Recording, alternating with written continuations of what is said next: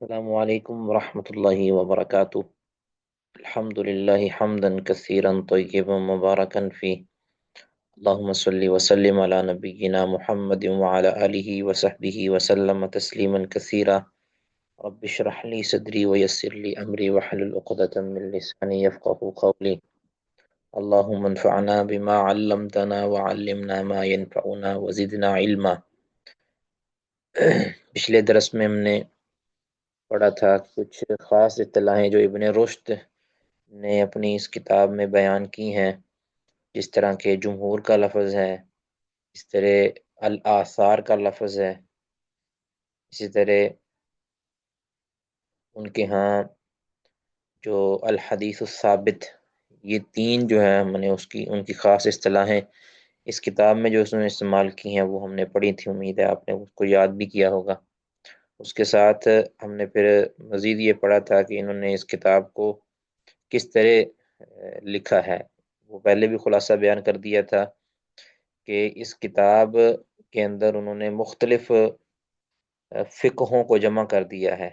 ایک مسئلہ کے اندر، ایک معاملے کے اندر، ایک شرعی حکم کے اندر اگر کسی فقی، کسی امام نے اختلاف کیا ہے، اتفاق کیا ہے، سب نے اتفاق کیا ہے، اس کو بھی ذکر کر دیا ہے، اور جنہوں نے اختلاف کیا ہے ان کے اختلاف کی وجوہات کو بھی اس انداز میں ذکر کر دیا ہے کہ وہ اپنے قواعد اور اصولوں کی حیثیت رکھتی ہیں، یعنی کن کن قواعد کی بنیاد کو، کن کن قواعد کو مد نظر رکھے ہوئے ائمہ نے آپس میں اختلاف کیا ہے، تاکہ ان ائمہ کو ماننے والے بعد کے اندر جو پیدا ہونے والے لوگ ہیں یا پیدا ہونے والے مسائل ہیں وہ ان قواعد اور ضوابط کی روشنی کے اندر اس مسئلے کا حل پیش کر سکیں۔ تو اس انداز میں کہتے ہیں میں نے بیان کیا۔ پھر اس کے بعد یہ کہتے ہیں وقبل ذالک، یہ جو سیکنڈ لاسٹ پیرا ہے، وقبل ذالک فلنذکر کم اصناف الطرق التی، کہتے کہ اس سے قبل ہم یہ ذکر کرنا چاہیں گے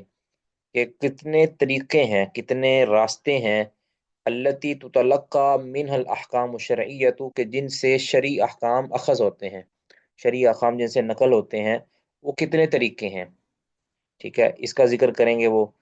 اور دوسرے نمبر پہ ذکر کریں گے وہ کم اصناف الاحکام الشرعیتی، شرعی احکام کی قسمیں کتنی ہیں، کتنے قسم کے احکام ہوتے ہیں۔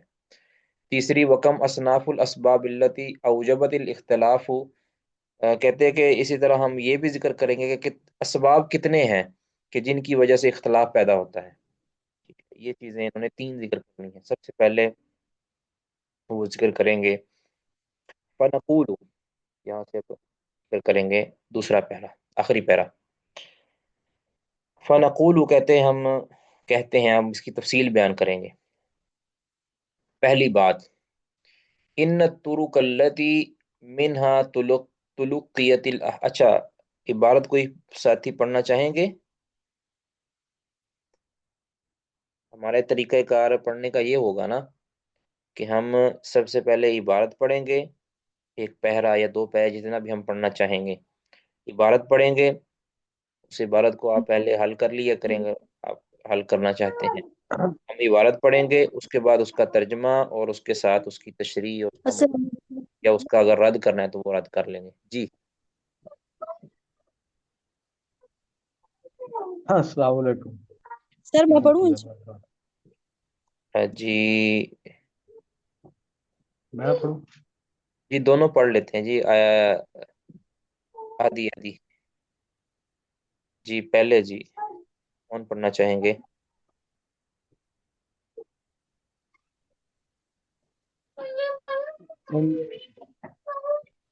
ان الطرق التي منها تلقيت الاحكام من النبي عليه الصلاه والسلام بالجنس ثلاثه، اما لفظ واما فعل واما اقرار، اما ما سقط عنه الشارع من الاحكام۔ جی آگے۔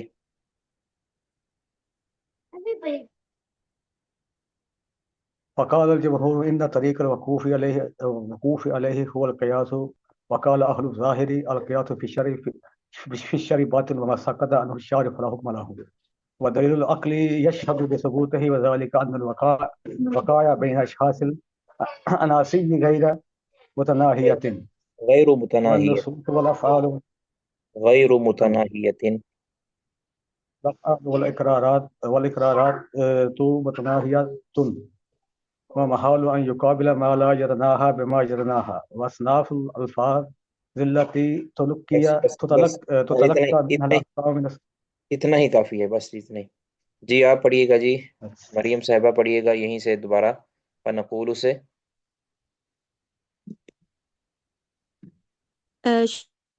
شیخ مطلب تو کل سے دوبارہ ہاں جی جی، اسی سے دوبارہ پڑھ لیں۔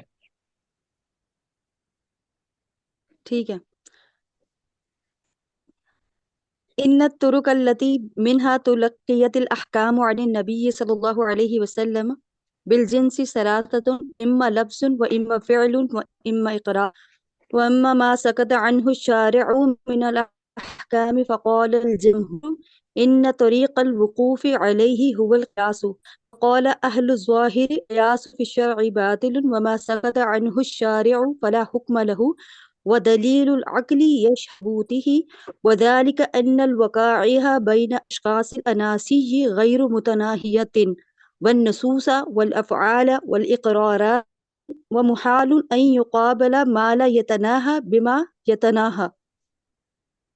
آگے بھی پڑھوں؟ جی بس ٹھیک، بارک اللہ فیکم۔ جی اب ذرا غور کیجیے گا، کوئی اور پڑھنا چاہیں گے جی عبارت، یا کل باقی انشاءاللہ آئندہ؟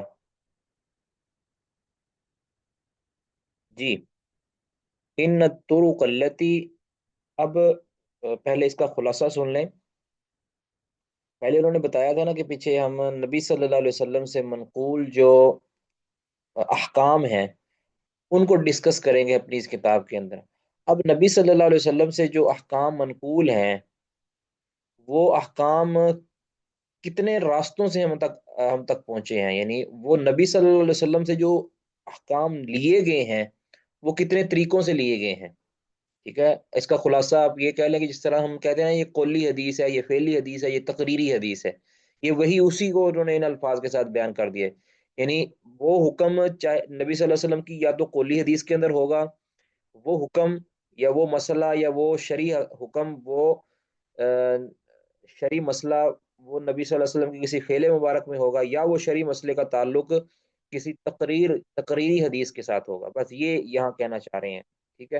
اب اس کو آسان لفظوں میں انہوں نے یہ بیان کر دیا، ان طرق التی، بے شک وہ طرق، وہ راستے، منہا تلقیت الاحکام، کہ جن سے احکام لیے گئے ہیں، نقل کیے گئے ہیں، عن نبی صلی اللہ علیہ وسلم، نبی صلی اللہ علیہ وسلم سے، نبی صلی اللہ علیہ وسلم سے جن راستوں کے ساتھ، جن طریقوں سے احکام کو نقل کیا گیا ہے، بالجنسی، جنس کے اعتبار سے، سلاستن، وہ تین ہے، یعنی بنیادی اعتبار سے وہ جنس، آپ سمجھتے ہیں نا، ایک جنس ہوتی ہے ایک نوع ہوتی ہے، ٹھیک ہے۔ جس طرح اب انسان ہونا یہ جنس ہے، ٹھیک ہے، یعنی جنس اس کو کہتے ہیں کہ جس کے ماتحت مختلف اقسام کی چیزیں پائی جاتی ہوں، اور وہ جنس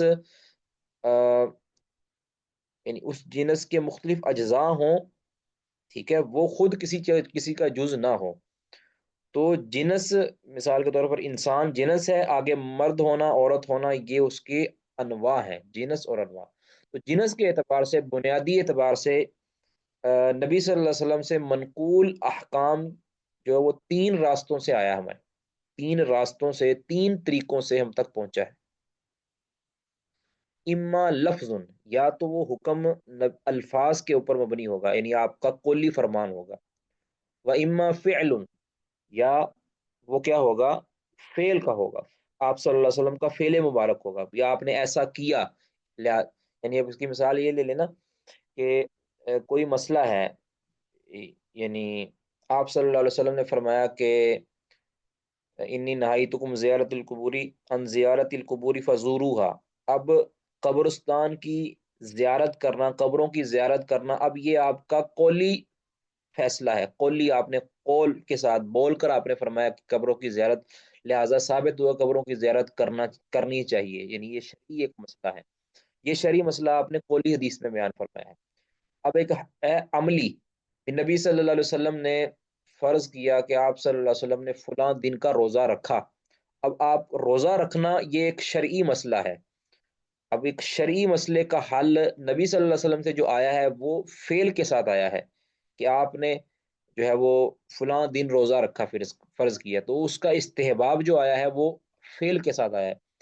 تیسرا ہوتا ہے وہ اما اقرار، یا ثابت رکھنے کی وجہ سے، ثابت رکھنے، اقرار کہتے ہیں ثابت رکھنا، کسی آپ کے علم کے اندر کوئی معاملہ آیا اور آپ نے اس کو منع نہیں کیا، اس پر آپ نے نہ گواری کا اظہار نہیں کیا، نہ بالفعل کیا، اور نہ ہی آپ نے ایکسپریشن یعنی آپ نے اپنے چہرے کے انداز کے ساتھ یہ چیز شو ہونے دی کہ یہ معاملہ کوئی ناجائز یا مکروہ ہے، اس طرح کی کوئی چیز نہیں، آپ نے خاموشی کا اظہار فرمایا، تو یہ اس کو کہتے ہیں اقرار۔ آپ کے سامنے کوئی کچھ کیا گیا تو آپ نے اس پر خاموشی کا اظہار کیا، یا اس میں کوئی آپ نے تھوڑی بہت تبدیلی کر دی، تو جتنی تبدیلی کر دی وہ تو ہو جائے گی وہ تو ہو جائے گی الگ حدیث، لیکن جو باقی رکھا آپ نے اس کو قائم رکھا، اس کو کہیں گے ہم یہ تقریری حدیث ہے، ٹھیک ہے؟ تو وہ تین طریقوں سے آپ ہم سے ہم ہمارے تک نبی صلی اللہ علیہ وسلم سے منقول حکم وہ پہنچا ہے۔ اب یہ تو ہو گیا الگ ایک بات، یہاں تک کسی کی کوئی بات کسی کو سمجھ نہیں آئی تو وہ پوچھ سکتے ہیں جی۔ نبی صلی اللہ علیہ وسلم سے منقول شرعی احکام جو ہیں کہ کسی چیز کے بارے میں کہ یہ جائز ہے یا یہ ناجائز ہے یا یہ وہ تین طرح سے ہو سکتے ہیں، یا تو آپ نے الفاظ کے ساتھ بتا دیا کہ یہ چیز ایسا کیا کرو یا ایسا نہ کیا کرو، یا آپ نے فعل کے ساتھ بتا دیا، فعل کے ساتھ بتانے سے آپ نے کوئی کام کیا اور آپ نے جو ہے وہ بتا دیا کہ یہ کرنا سنت ہے یا فرض ہے، جو بھی وہ آگے الگ اس کی قسم ہے۔ تیسری جو ہے وہ تقریر، آپ کے سامنے کچھ صحابہ کیا کرتے تھے کوئی کام اور آپ اسے منع نہیں کیا کرتے تھے، تو جی کیا کہنا چاہ رہے ہیں جی؟ السلام علیکم وعلیکم السلام ورحمۃ اللہ۔ جی سر، یہ آپ نے جو لاسٹ والا یہ جو بتایا نا، یہ قرار اور تقریر والا، اس کی کوئی مثال جیسے وہ فجر کی سنتوں والی بھی اس میں آ سکتی ہے نا، وہ جی والی، فجر کی سنتوں والی بھی آ سکتی ہے، اس اور اس کے کے علاوہ علاوہ کوئی؟ اس کے علاوہ اس کی جو ہے وہ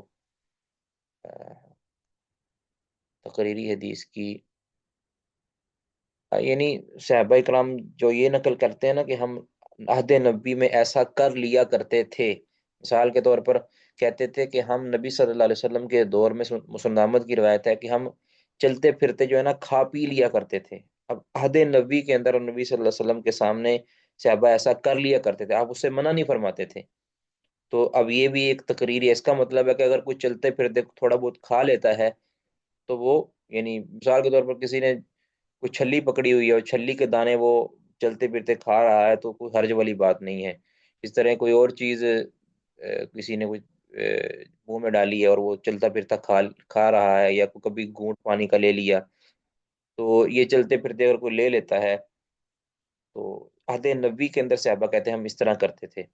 اسی طرح اور بھی کئی ایک اس کی مثالیں حدیث کے اندر جو ہے نا اس کی آ جاتی ہے کہ ہم ایسا کرتے تھے، ہمیں منع نہیں کیا جاتا تھا، ٹھیک ہے؟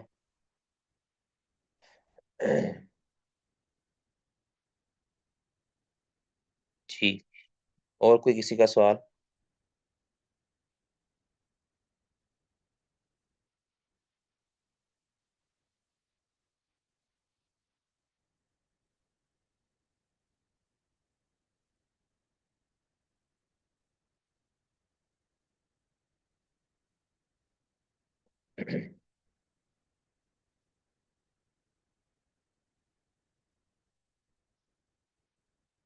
اسی طرح آپ صلی اللہ علیہ وسلم کے سامنے جو ہے نا وہ مچھلی کا گوشت کھایا گیا اور آپ نے اس سے منع نہیں فرمایا، اس طرح مچھلی کھانا ویسے تو اور حدیثوں کے اندر بھی ہے کہ مچھلی کھانے کی اجازت دی گئی ہے، لیکن اس کے ساتھ ساتھ آپ صلی اللہ علیہ وسلم کے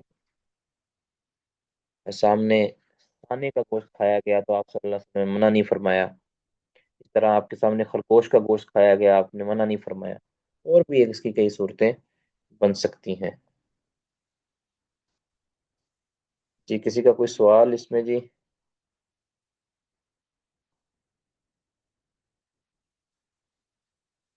جی اچھا جی. سمجھ آ گیا شیخ محمد؟ جی بارک اللہ فیکم. اچھا اب یہ تو ہو گیا کہ یا لفظی آپ صلی اللہ علیہ وسلم سے کوئی حکم منقول ہوگا، یا فعل کے ساتھ آپ نے کوئی کام کیا ہوگا، یا آپ کے سامنے کوئی کیا کہ آپ نے منع نہیں فرمایا، ناگواری کا اظہار نہیں فرمایا. ایک تو یہ ہے. اب آگے کیا ہے کہ آگے ایک مسئلہ یہ ہے کہ جن معاملات کے بارے میں ہمیں عہد نبی میں خاموشی نظر آتی ہے، یعنی ہمیں اس کے بارے میں کوئی واضح کوئی رہنمائی ہمیں نظر نہیں آتی. واضح رہنمائی ایک تو ہے نا، اشارے تو ملتے ہیں، وہ تو الگ بات ہے نا.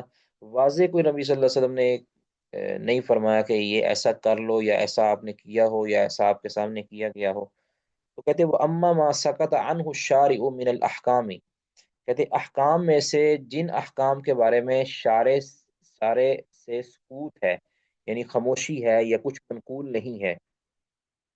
ٹھیک ہے. واما ما سکت عنہ الشارع، جن احکام سے شارع نے خاموشی اختیار کی ہے، یعنی اس بارے میں نہ کوئی قولی فرمان آپ نے جاری فرمایا، نہ کوئی فعل کر کے دکھایا ہے، اور نہ ہی اس بارے میں کوئی تقریری حدیث موجود ہے، لیکن وہ حکم تو ہے. اس بارے میں کوئی حل تو شرعی نکالنا ہے نا کہ ایسا کرنا جائز ہے یا ناجائز ہے. اب اس کو کیسے حل کیا جائے، اس کا معاملہ کیا حل کیا جائے. ٹھیک ہے.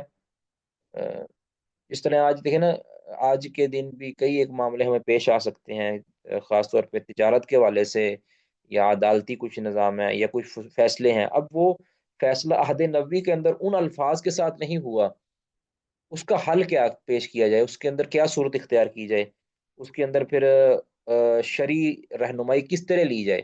کہتے اب ایک تو ہے کہ آپ نے فرما دیا کہ ایسا نہ کرو یا ایسا کرو، یا آپ نے کچھ کر کے دکھایا، یا آپ نے کسی چیز سے منع کر کے دکھایا عملی طور پر، یا آپ کے سامنے کچھ کیا گیا. ایک تو یہ ہے. ایک ہے کہ اس وہ کیس رسول اللہ صلی اللہ علیہ وسلم کے زمانے میں ہوا ہی نہیں ہے، یا تو وہ کیس ہوا بعد میں، یا ہمیں آپ سے خاموشی نظر آتی ہے، کوئی واضح لفظوں میں کوئی جواب اس کا ہمیں نہیں ملتا. ان کے بارے میں کیا کیا جائے. فقال الجمہور، تو جمہور کہتے ہیں کہ اس صورت کے اندر، اس سچویشن میں، ان طریق الوقوف علیہ، اس بارے میں رہنمائی حاصل کرنے کا راستہ یہی ہے. هو القیاس، وہ ہے قیاس، یعنی اس بارے میں شرعی حکم معلوم کرنے کا راستہ کیا ہے. واحد راستہ قیاس ہے، یعنی جس بارے میں شریعت میں ہمیں واضح طور پر نص موجود نہیں ہے. نص، ٹھیک ہے، نہ قولی نہ فعلی نہ تقریری نص موجود نہیں ہے، تو اس میں ہمیں اگلا جو راستہ ہے وہ قیاس کی طرف جانا ہوگا. اس میں ہمیں قیاس کرنا پڑے گا. ٹھیک ہے. جمہور یہ کہتے ہیں کہ اس میں کیا، اب قیاس کیا ہے.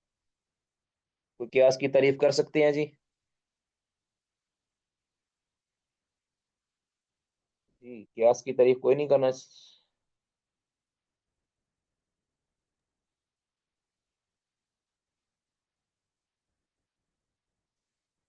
جی یہ اجتہاد اور السلام قیاس. علیکم.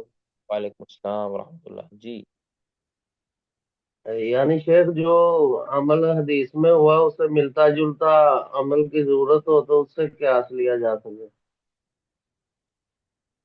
قیاس، جی میں آپ کو تھوڑا سا اس کی آپ نے ٹھیک بتایا ہے. اس کو ذرا ایک کہہ لینا اصولی الفاظ کے ساتھ اگر بیان کیا جائے تو یہ ہوتا ہے کہ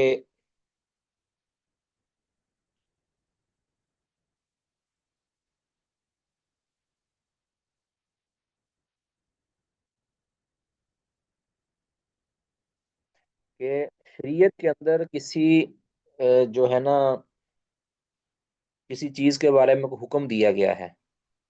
ٹھیک ہے. شریعت میں کسی چیز کے بارے میں حکم دیا گیا ہے. اب وہ حکم جو دیا گیا ہے نا، اس کے اندر ایک علت پائی جاتی ہے. ٹھیک ہے. اس حکم کے اندر ایک مثلا کسی چیز کے حرام ہونے کا حکم دیا گیا ہے. اب اس حرام ہونے کی کوئی وجہ ہوتی ہے جس بنیاد پر اس کو حرام قرار دیا گیا ہے. اب وہی وجہ اگر اسی طرح کے ملتے جلتے کسی حکم کے اندر پائی جاتی ہے، کسی چیز کے اندر پائی جاتی ہے، تو اس پر بھی وہی حکم لاگو کر دیا جائے گا کہ جو کہ اس سے پہلے جو نص کے اندر موجود حکم کے اندر، نص کے اندر موجود چیز کے اندر حکم لگا ہوا تھا. اس کی مثال سے اگر آپ سمجھیں گے تو بات واضح ہو جائے گی۔ مثال جیسے قرآن پاک کے اندر، احادیث کے اندر حکم دیا گیا ہے کہ یہ جو شراب ہے یہ حرام ہے، انما الخمر والمیسر، ٹھیک ہے، آگے اس کو کہا گیا کہ رجس من عمل الشیطان فاجتنبوہ لعلکم تفلحون، کہ کہا گیا ہے کہ ایمان والو شراب سے، جوئے سے، وغیرہ وغیرہ سے تم بچ جاؤ، یہ رجس من عمل الشیطان، یہ فرمایا گیا ہے کہ یہ رجس ہے۔ اب اس میں جو شراب ہے، خمر کہا گیا ہے، خمر کی حرام ہونے کو، یعنی یہ کہہ لیں کہ حدیث کے اندر، بے شمار حدیث کے اندر بیان کر دیا گیا ہے۔ اب حدیث کے اندر تو خمر کا لفظ آیا ہے، اب خمر کے حرام ہونے کی علت کیا ہے؟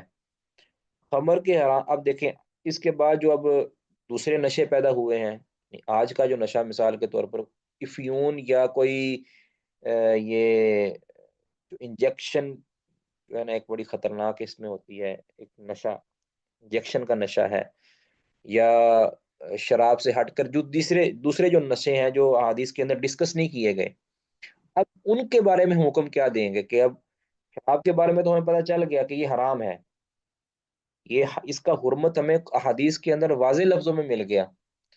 اب آج اگر کوئی افیون استعمال کرتا ہے یا کوئی اور، مجھے اب اس کے نام بھی بھول گئے ہیں، حالانکہ میرا اس پر ایک مضمون بھی ہے جو نشاور اشیاء پر، کوئی بھی آج کی نشاور چیز ہے،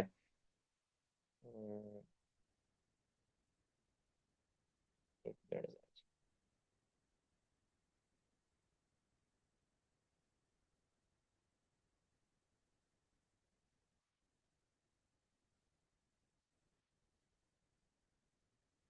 جی ایک آئس بھی لی جاتی ہے جی، یہ بھی ایک ہلکے درجے کا نشہ ہے یہ ویسے۔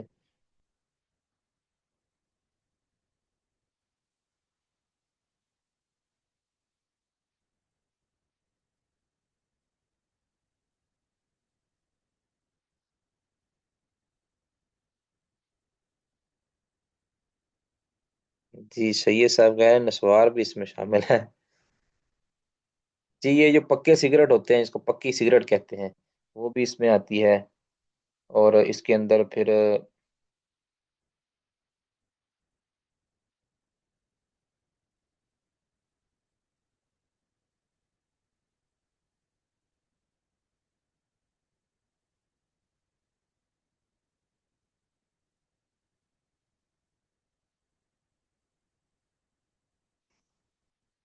بیسیوں قسم کے نشے ہیں یہ۔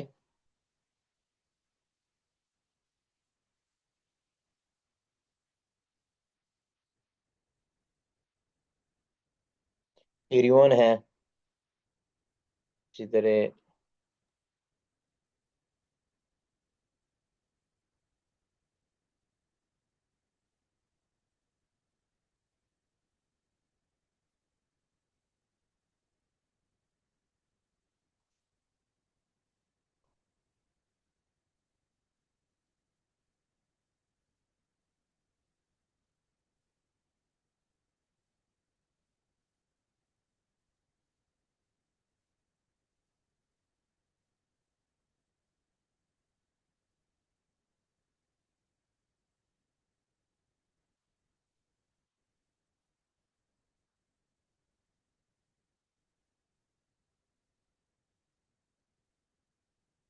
جی میری آواز آپ آ رہی ہے جی؟ میری آواز آپ کو آ رہی ہے جی یا شیخ آ رہی جی؟ بارک اللہ ساری فیک۔ آواز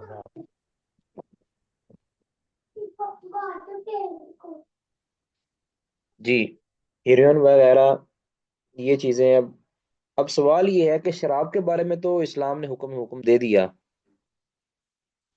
شراب کے بارے میں ہمیں معلوم ہو گیا، اب ان ہیروئن کے بارے میں ہم کیا فیصلہ دیں گے؟ اب اس کا تو ذکر قرآن میں نہیں ہے، حدیث میں نہیں ہے، تو پھر اس کے لیے حل کیا ہے؟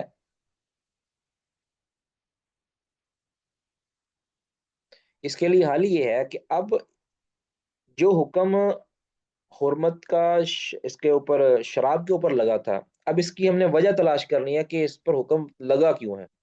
وہ کیوں لگا ہے کہ اس کے اندر نشہ پایا جاتا ہے، اس کے نشہ آور ہونے کی وجہ ایک ایسی چیز ہے، ایک ایسی علت ہے کہ جس نے اس پر حرمت کا حکم لگایا ہے۔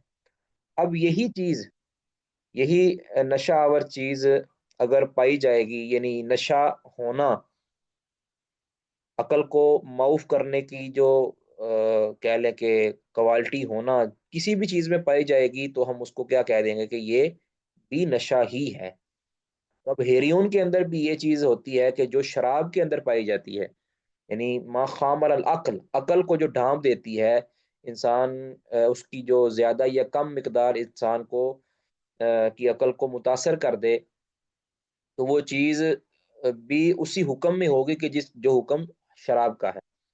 تو ہم نے جو یہ شراب کے حکم کو نقل کر کے، یعنی جو شراب کا حکم کیا تھا حرمت والا، اس کو نقل کر کے ہم نے جو ہریون کے اوپر لگا دیا ہے نا، اس درمیان میں مشترکہ علت کی بنیاد پر، کہ جس طرح شراب کے اندر علت عقل کا ڈھنپ جانا ہے، عقل کا معاف ہو جانا ہے، وہی علت ہریون کے نشے کے اندر بھی پائی جاتی ہے۔ تو معلوم یہ ہوا کہ ہم نے قیاس کرتے ہوئے ایک حکم کو اس سے ملتے جلتے دوسرے چیز کے اوپر حکم لگا دیا، ٹھیک ہے، ایک چیز کے حکم کو ہم نے مشترکہ علت کی بنیاد پر اسی سے ملتی جلتی دوسری چیز کے اوپر حکم کو نقل کر دیا، تو یہ ہم نے قیاس کرتے حکم لگایا ہے، ٹھیک ہے۔ تو لہٰذا اگر ہم اس کی روح سے پڑھیں تو یہ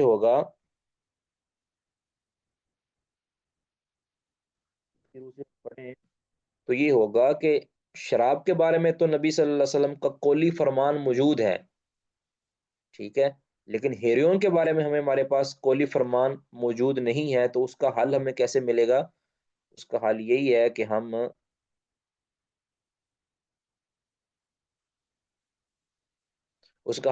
ہم قیاس کرتے ہوئے اس کے اوپر وہی حکم لگا دیں گے کہ جو شراب کے اوپر شریعت نے حکم لگایا ہے۔ یہ بات سمجھ آ گئی جی؟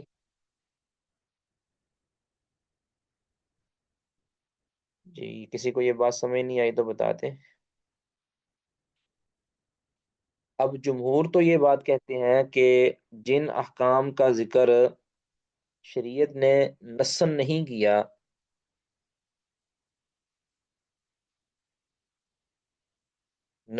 کیا، ان کے بارے میں ہم نے فیصلہ کیا دینا ہے؟ جمہور کہتے ہیں کہ اس کا فیصلہ ہم قیاس کے ذریعے کریں گے، ان کو جاننے کا، ان طریق الوقوف علیہ، اس پر واقفیت حاصل کرنے کا، یعنی اس شرعی حکم پر واقفیت حاصل کرنے کا طریقہ کیا ہے؟ وہ القیاس، وہ قیاس ہے، اس قیاس کے ذریعے ہم اس کے پھر آگے شروط و ضوابط ہیں وہ الگ آپ نے اصول فقہ کی کتابوں میں پڑھ لیے ہوں گے۔ اب اس کے مقابلے میں، جمہور کے مقابلے میں ایک گروہ آتا ہے، وقال اہل الظاہر، اہل ظاہر کا ایک گروہ آتا ہے، یہ ظاہری ہے نا، داود الظاہری، اس کا یہ مذہب ہے جو بہت سی چیزوں میں اہل سنت کے ساتھ اختلاف رکھتے ہیں، یعنی اہل سنت کہہ لیں یا فقہا کے ساتھ جو ہے نا اختلاف رکھتے ہیں، یہ ایک خاص ٹرم ہے اہل الظاہر کی، اس کی اپنے کچھ نظریات ہیں۔ تو وہ کیا کہتے ہیں؟ القیاس فی الشرع باطل، کہ اب اس کو ظاہر بھی ان کو اسی لیے کہتے ہیں نا کہ یہ ظاہر پر عمل کرتے ہیں، آگے مزید اس میں غور و خوض کی طرف نہیں جاتے، اہل الظاہر۔ تو وہ کیا کہتے ہیں؟ القیاس فی الشرع باطل، کہتے ہیں قیاس تو شریعت کے بارے میں قیاس تو باطل ہے، یعنی اس کی کوئی حیثیت نہیں، شرعی حیثیت نہیں ہے، قیاس کے اوپر عمل نہیں کیا جائے گا۔ اور وہ ساتھ مزید کیا کہتے ہیں؟ وہ ما سکت عنہ الشارع، جس بارے میں شریعت نے سکوت اختیار کیا ہے نا، فلا حکم لہ، اس پر کوئی حکم نہیں لگے گا۔ وہ ان کے نزدیک پھر اگر اس کو اختیار کیا جائے تو پھر جو چیزیں بعد میں رونما ہوئی ہیں ان کے بارے میں ہم اس پر کوئی شرعی حکم نہیں لگائیں گے، اس کے بارے میں ہم کوئی نقل کرتے ہوئے کسی سابقہ ملتی جلتی چیز کے حکم کو اس کے اوپر نقل نہیں کریں گے، یعنی قیاس شرع کے اندر باطل ہے۔ وما سقط عنہ الشارع، اور شارع نے جس کے بارے میں سکوت اختیار کیا ہے، فلا حکم لہ، تو اس کے بارے میں کوئی حکم نہیں ہوگا، ٹھیک ہے، یعنی کوئی شرعی حکم اس پر نہیں لگے گا، باقی اس کے نقصانات اور اس کے فوائد کو مد نظر رکھتے ہوئے کہتے ہیں ہم کوئی بات کر دیں گے، ورنہ اس پر کوئی حکم نہیں لگایا جائے گا۔ تو لیکن اب آگے اس کا رد کر رہے ہیں، یا لوگ ظاہر کا یہ رد کر رہے ہیں، کہتے ہیں وہ دلیل العقلی یشہد بثبوتی ہی، کہتے ہیں عقلی دلیل جو ہے نا، عقل کی جو دلیل ہے، یعنی عقلی جس کو کہتے ہیں، عقل تقاضا کرتی ہے، یشہد تقاضا کرتی ہے بثبوتی ہی، قیاس کے ثابت ہونے کا، یعنی قیاس شریعت کے اندر ثابت چیز ہے، باطل چیز نہیں ہے۔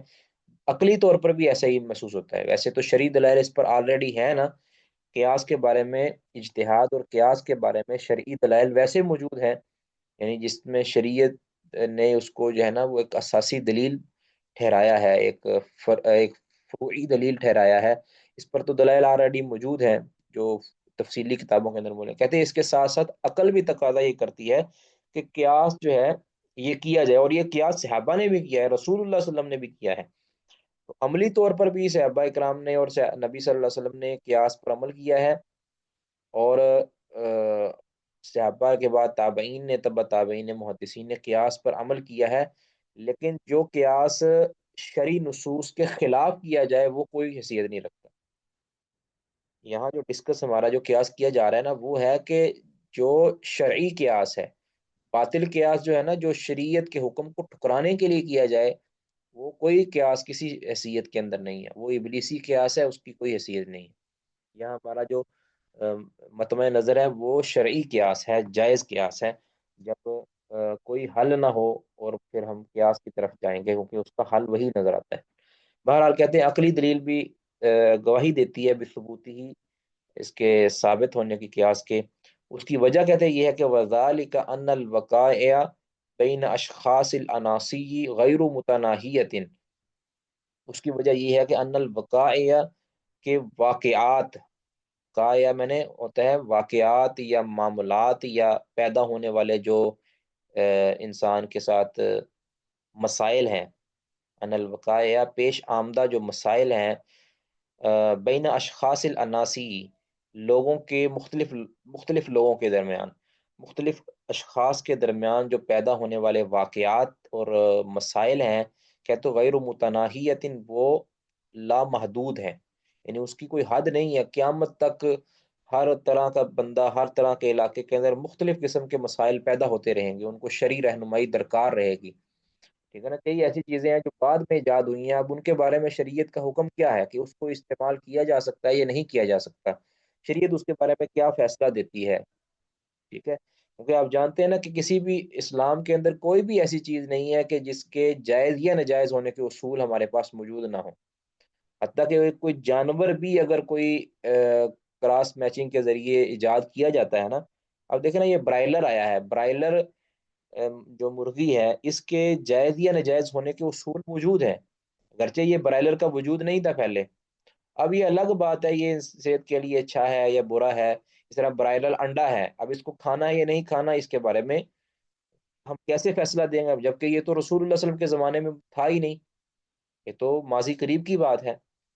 اس طرح اور بھی کئی ایک معاملات ہیں کہ جس کا استعمال انسان کے لیے جائز ہے یا نہیں جائز، اس طرح تجارت کے کئی ایک صورتیں ہیں، اب بٹ کوئن ایک آئی ہے جو ہے چند سال ہوئے ہیں ان کو اسے، تو اس کے بارے میں اسلام کیا ہمیں کہتا ہے جائز ہے یا ناجائز ہے، بینکنگ کا نظام آیا ہے جو پہلے نہیں تھا، اب اس کے بارے میں ہمیں کیا رہنمائی ہے، اس طرح بینک کے اندر جو اکاؤنٹس ہیں، اب اکاؤنٹس کی مختلف دو تین صورتیں ہیں، اب اس میں سے کون سی صورت جائز ہے کون سی ناجائز ہے، جائز ہونے کی صورت کی جائز ہونے کی کیا دلیل ہے، ناجائز ہونے کے کون سے اصول ہیں، یہ ساری چیزیں ہیں۔ یہ آن لائن ٹریڈنگ ہے، یعنی آن لائن جو کاروبار ہے اس کے بارے میں شرعی رہنمائی کی ہے کیا ہے، تو یہ ساری چیزیں ہمارے پاس بقائے جو ہے نا، یہ جو ہمیں مسائل پیش آمدہ جو مسائل ہیں یہ مختلف ہوتے رہتے ہیں، لامحدود ہے، غیر متناہیہ لامحدود ہے، کئی ایک چیزیں جو عہد نبی کے اندر نہیں تھی صحابہ کے دور میں پیدا ہوئی، ان کو پھر مسائل پیدا ہوئے کہ اب ہم کیا کریں، تو انہوں نے پھر قیاس بھی کیے ہیں، اور انہوں نے بعض میں شرعی رہنمائیاں ان کے پاس موجود تھیں، آپس میں انہوں نے جو ہے وہ شورا کے اندر اس چیز کو ڈسکس کیا بھی اب کیا کیا جائے۔ اب دیکھیں نا جو قرآن پاک کو ایک یہ شکل دینا، اس کی کتاب کی شکل دی گئی، جو اب یہ عہد نبی میں یہ کتاب کی شکل تو نہیں تھی، مختلف اوراق کے اندر صفوں کے اندر لکھا جاتا تھا، لکھے جانے کے اندر تو کسی کا کوئی اختلاف نہیں ہے، لیکن اس کو کتابی شکل دی گئی ہے، یہ سیدنا ابوبکر صدیق رضی اللہ عنہ کے دور میں۔ اب یہ جو انہوں نے کیا ہے یہ اب عہد نبی میں تو نہیں تھا، بلکہ صحابہ نے اس چیز کا ذکر بھی کیا کہ وہ کام جو عہد نبی میں نہیں ہوا ہم کیسے کر سکتے ہیں. تو پھر انہوں نے غور و خوض کیا، شریعت کے معاملات اور شریعت کے مفاد کی طرف دیکھا، پھر یہ فیصلہ کیا کہ سب کو یہ سمجھ آ گئی بات کہ یہ بالکل اب وہ واقعہ یعنی وقائع تھے. ٹھیک ہے نا. کئی ایک ایسے معاملات صحابہ کے دور میں بھی ہوئے ہیں کہ جو عہد نبی میں نہیں تھے، بعد میں ان کو جو ہے نا ان کے ساتھ واقعہ پڑا تو انہوں نے اس کو پھر حل تلاش کیا، اس کا شرعی حل پیش کیا. اس طرح بعد میں اس کے بعد آہستہ آہستہ آہستہ آہستہ یہ بڑھتے ہی ہیں، کم نہیں ہوتے. تو اس لیے کہتے ہیں کہ عقل بھی تقاضا کرتی ہے کہ اب شریعت نے تو ہر چیز کا واضح حل تو عہد نبی میں پیش نہیں کیا. کئی ایک واقعات ہمیں بعد میں پیش آتے ہیں، کئی ایک ضرورتیں ہمیں لاحق ہوتی ہیں. ان ضرورتوں کا وہ ضرورتیں لامتناہی ہیں، غیر متناہیہ، لامحدود ہیں. جبکہ والنصوص والافعال والاقرارات اقراراتی، جو نصوص ہیں یعنی نصوص سے مراد وہ حدیث کے جس کے اندر نبی صلی اللہ علیہ وسلم نے قولی فرمان جاری کیا ہے، یعنی نصوص اس کو کہتے ہیں یہاں. والافعال، اور نبی صلی اللہ علیہ وسلم کے جو جو فعلی احادیث ہیں وہ، والاقرارات، اور آپ کے سامنے کیے جانے والے کام اور آپ نے اس میں منع نہیں کیا. یہ جو تینوں قسم کی چیزیں ہیں کہتے ہیں متناہیتن، یہ تو ہے محدود، یعنی ان کی تو تعداد موجود ہے کہ یہ اتنے ہیں. ٹھیک ہے نا. کہ عہد نبی میں جو ہو گیا وہ ہو گیا، اس کو نقل کر دیا گیا. اب یہ تو متناہیہ ہیں، محدود ہیں، جبکہ قیامت تک چونکہ ہمارا اسلام تو قیامت تک کے لیے ہے، تو قیامت تک پیش آمدہ جو مسائل اور معاملات ہیں وہ لامتناہی ہیں، وہ لامحدود ہیں. اب کہتے ہیں محال ان یقابل ما لا یتناہا بما یتناہا، کہتے ہیں کہ ایسا تو محال ہے کہ کسی لامتناہی لامحدود شے کو ایک محدود شے کے ساتھ موازنہ کیا جائے. اب محدود کیا ہے؟ یہ جو احادیث ہیں یہ محدود ہیں، یعنی جس کے اندر دو ٹوک لفظوں کے اندر احکام جاری کیے گئے ہیں، یہ تو محدود ہیں. ٹھیک ہے، یہ محدود ہیں. جبکہ جو پیش آمدہ مسائل ہیں وہ لامحدود ہیں. اب اب حل تو شریعت کے اندر ہی ہے، ان کا بھی حل، ان کا حل بھی شریعت کے اندر ہے، لیکن وہ واضح لفظوں کے اندر نہیں ہے.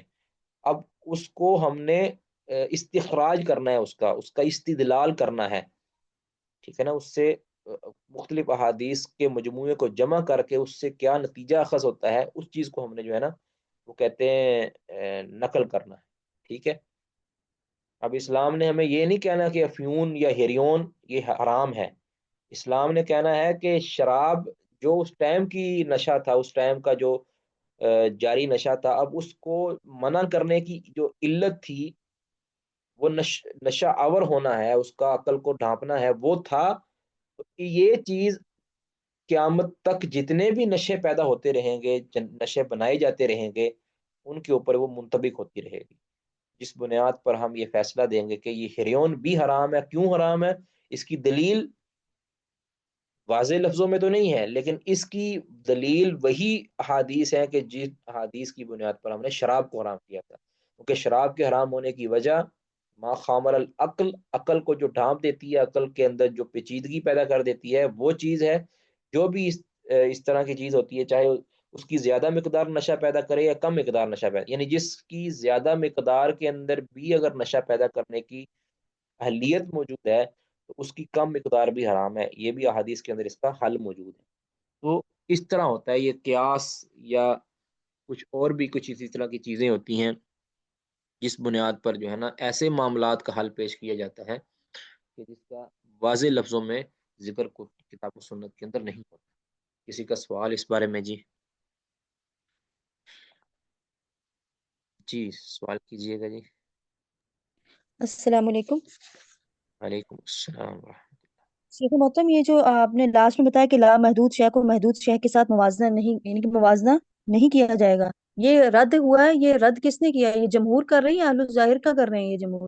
یہ اہل الظاہر کا رد ابن رشد نے کیا ہے. ہمارے جو ٹھیک. مصنف ہیں انہوں نے یہ رد کیا ہے. یہ دلیل العقلی یشہد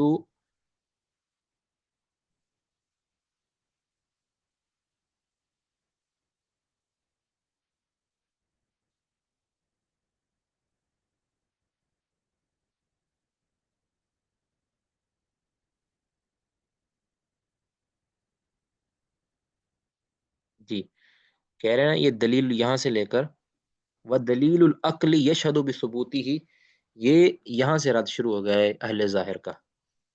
یہ جو کہتے ہیں کہ قیاس شرع کے اندر قیاس کرنا یہ باطل ہے، اہل ظاہر کہتے ہیں نہیں، ان کی یہ بات غلط ہے، کیونکہ کہتے ہیں عقل بھی ثابت کرتی ہے اس کو. عقل بھی کہتی ہے.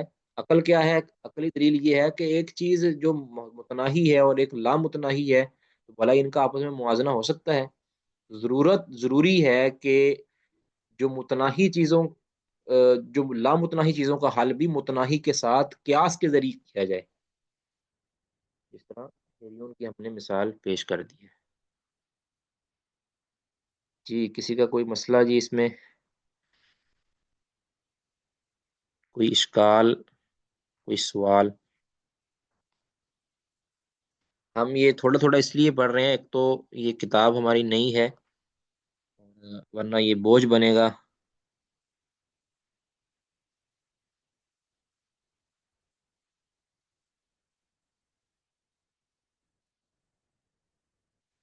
جی یہ پوچھا گیا ہے کہ کیا ہمارے نبی کریم صلی اللہ علیہ وسلم نے بھی قیاس کیا ہے، تو سوال پیدا ہوتا ہے کہ اللہ تعالیٰ نے ان کو مکمل آگاہ نہیں کیا. یاد رکھیں کہ نبی صلی اللہ علیہ وسلم نے جو بھی فیصلے فرمائے ہیں نا، ان میں سے کوئی بھی فیصلہ ایسا نہیں ہے جو آپ نے فرما دیا ہو اور اس کو یعنی تبدیل نہ کیا ہو. یعنی آپ نے شریعت کے بارے میں کوئی حکم جاری کیا اور اس حکم کے اندر اللہ نے کوئی تبدیلی نہ کی ہو، اور یعنی اللہ نے اس کو ثابت رکھا ہو اور وہ نعوذ باللہ وہ نجائز ہو یا وہ غلط ہو، ایسا نہیں ہو سکتا. نبی صلی اللہ علیہ وسلم بھی اجتہاد فرماتے تھے. یہ ایک مسئلہ ہے، شرعی مسئلہ، اس میں گرچہ اہل علم کا اختلاف بھی پایا جاتا ہے، لیکن نبی صلی اللہ علیہ وسلم بھی اجتہاد فرمایا کرتے تھے. یعنی آپ صلی اللہ علیہ وسلم کے پاس کوئی رہنمائی ہوتی تھی، سابقہ کچھ رہنمائیاں ہوتی تھی، ان بنیاد پر ایک نیا پیش آمدہ جو مسئلہ ہوتا ہے نا، آپ اس کا ذکر کر دیتے تھے. تو اگر تو وہ مسئلہ واقعی اللہ کی منشا ہوتی تھی تو اللہ تعالیٰ اس کو نہیں بدلتا تھا، اور اگر وہ آپ کا فیصلہ اللہ رب العزت یعنی آپ کا وہ اجتہاد اللہ رب العزت کے حکم کے موافق نہیں ہوتا، تو اللہ تعالیٰ فوراً آپ کی رہنمائی فرما دیتا تھا کہ اللہ کے نبی آپ اس کو تبدیل فرما لیں. اب اس کی مثالیں میں آپ کو دیتا ہوں. اب یہ مسئلہ اصل میں اہم تھا، اس لیے میں اس کو ذرا تھوڑا سا کھلے لفظوں میں بیان کر دوں. نبی صلی اللہ علیہ وسلم، مسلم کے اندر یہ صحیح، بخاری کے اندر یہ حدیث آئی ہے. نبی صلی اللہ علیہ وسلم کے پاس ایک نابینا شخص آیا اور اس نے کہا کہ اللہ کے رسول صلی اللہ علیہ وسلم، مجھے مسجد میں آنا ذرا دشوار ہوتا ہے، مجھے میرا کوئی قائد یعنی مجھے کوئی مسجد میں لے کر آنے والا بھی نہیں ہے، تو میرے لیے مسجد کے اندر نماز پڑھنے کے لیے آنا مشکل ہے. میری آنکھیں خراب ہیں، راستے میں معاملات ہیں، کوئی یعنی کوئی لے کر آنے والا بھی نہیں ہے، اور بھی کچھ اس طرح کے عذر انہوں نے بیان کی ہے. کیا میں گھر میں نماز پڑھ سکتا ہوں؟ اب آپ نے اس کے عذر دیکھے اور اسلام کی رخصت دیکھی، تو آپ نے کیا فرمایا کہ ہاں کوئی حرج نہیں ہے، تم گھر میں نماز پڑھ لو.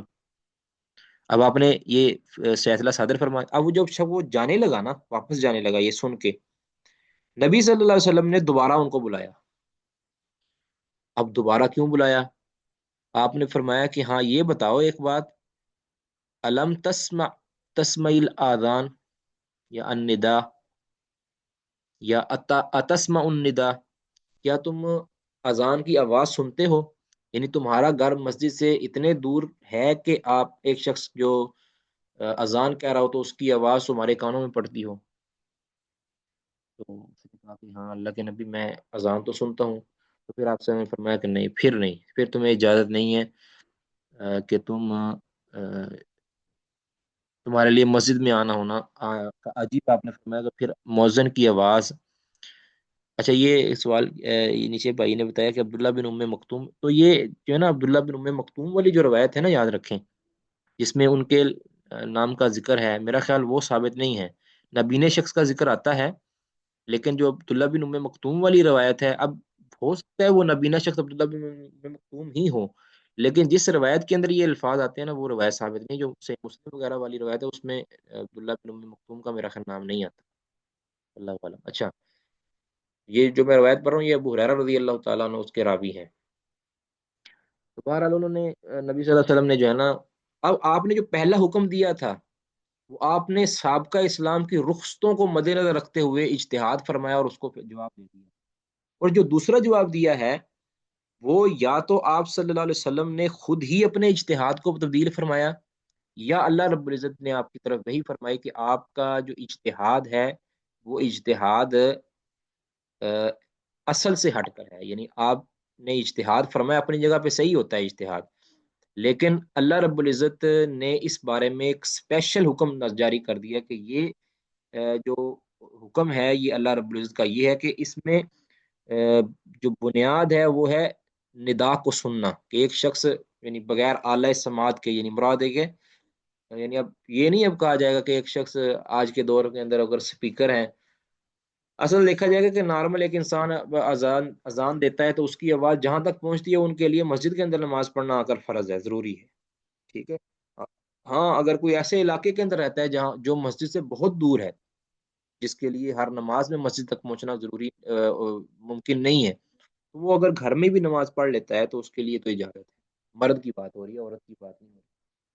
تو بہرحال آپ صلی اللہ علیہ وسلم نے فرمایا کہ یعنی پہلے آپ نے ان کو اجازت دی، بعد میں ان کو خود ہی منع فرما دیا، فرمایا کہ اذان سنتے ہو؟ جی سنتا ہوں، فرمایا پھر تمہیں مسجد میں آنا پڑے گا، ایک تو یہ ہے۔ دوسرا آپ نے وہ سارہ بدر والا بھی آپ نے واقعہ سنا ہوگا، تو بدر کے قیدیوں کے بارے میں نبی صلی اللہ علیہ وسلم نے صحابہ سے مشاورت کے بعد یہ فیصلہ دیا کہ ان کو جو ہے جزیہ لے کر چھوڑ دیا جائے۔ اب اللہ رب العزت کا فیصلہ کچھ اور تھا، اب آپ نے اجتہاد فرمایا تو اللہ رب العزت نے نبی صلی اللہ علیہ وسلم کو فوراً منع کر دیا کہ آپ کا یہ فیصلہ اللہ رب العزت کا فیصلہ نہیں ہے۔ تو اس کے علاوہ اور نبی صلی اللہ علیہ وسلم حج کے موقع پر ایک شخص نے جبہ پہنا، تو غالباً اس طرح کا کوئی واقعہ آتا ہے، اس میں بھی آپ صلی اللہ علیہ وسلم نے جو ہے نا اپنے فیصلے کو تبدیل فرمایا، ٹھیک ہے، آپ نے اپنے فیصلے کو اس بارے میں بھی تبدیل فرمایا، اور بھی اس کی کئی مثالیں موجود ہیں۔ تو جس سے یہ معلوم ہوتا ہے کہ نبی صلی اللہ علیہ وسلم بھی اجتہاد فرمایا کرتے تھے، اور آپ کا وہ اجتہاد یعنی اجتہاد تو آپ نے بے شمار فرمائے ہیں آپ نے، کیونکہ اور آپ نے وہ اجتہاد، اگر وہ اجتہاد اللہ رب العزت کی مرضی کے خلاف ہوتا تھا تو اللہ تعالیٰ فرما دیتے کہ اللہ کے نبی آپ اس کو تبدیل فرمائیں، ٹھیک ہے۔ تو معلوم یہ ہوا کہ نبی صلی اللہ علیہ وسلم بھی اجتہاد اور قیاس فرما لیا کرتے تھے، یعنی آپ نے قیاس کا اسے کہتے ہیں نا بھی، یہ اس طرح ہے تو اس طرح یہ ہوگا، یہ اس طرح ہے تو یہ معاملہ اس طرح ہوگا۔ اب اس کی ایک اور میں صحیح بخاری سے مثال دیتا ہوں، قیاس آپ نے کس طرح فرمایا ہے۔ آپ صلی اللہ علیہ وسلم سے پوچھا گیا گھوڑوں کے بارے میں اور گدوں کے بارے میں، ان کے بارے میں آپ کیا کہتے ہیں؟ آپ صلی اللہ علیہ وسلم نے فرمایا کہ گھوڑوں کے بارے میں تو میرے اوپر یہ وہی نازل ہوئی ہے کہ گھوڑے تین طرح کے ہوتے ہیں۔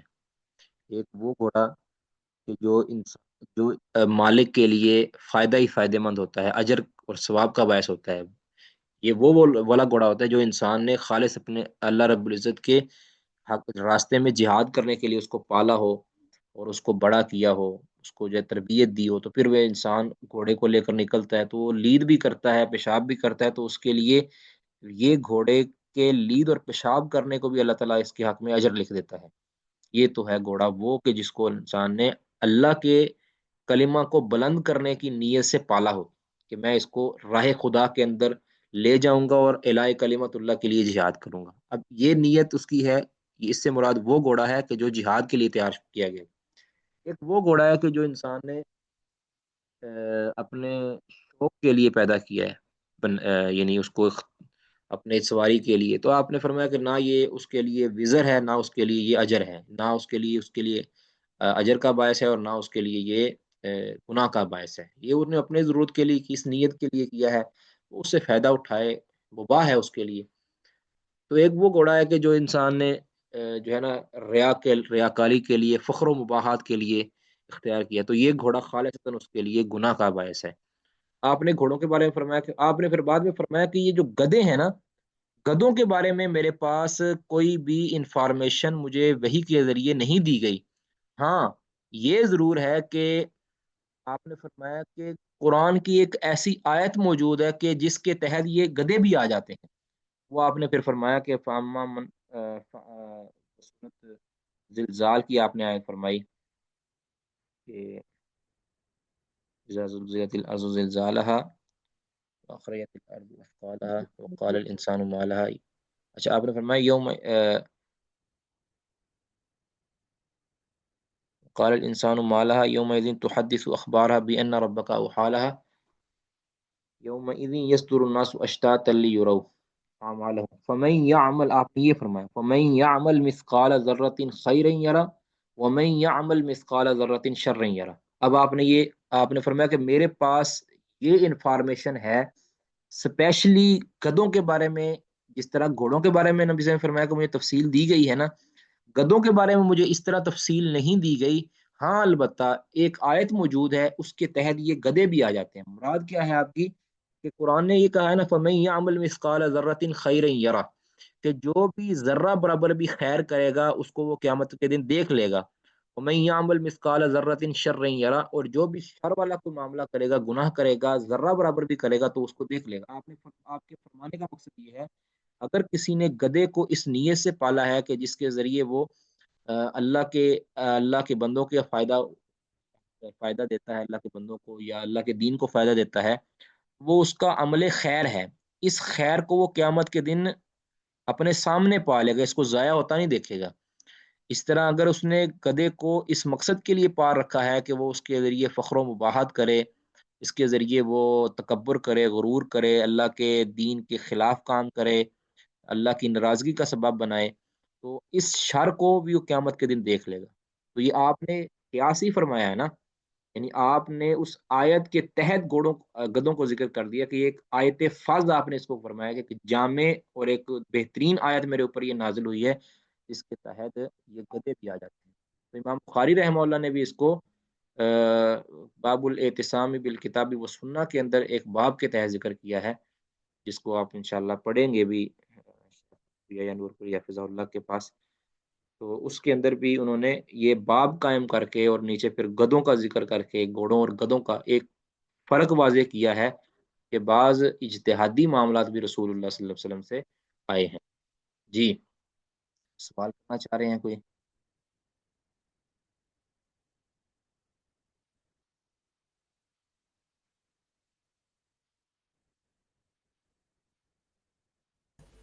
السلام علیکم ورحمۃ اللہ.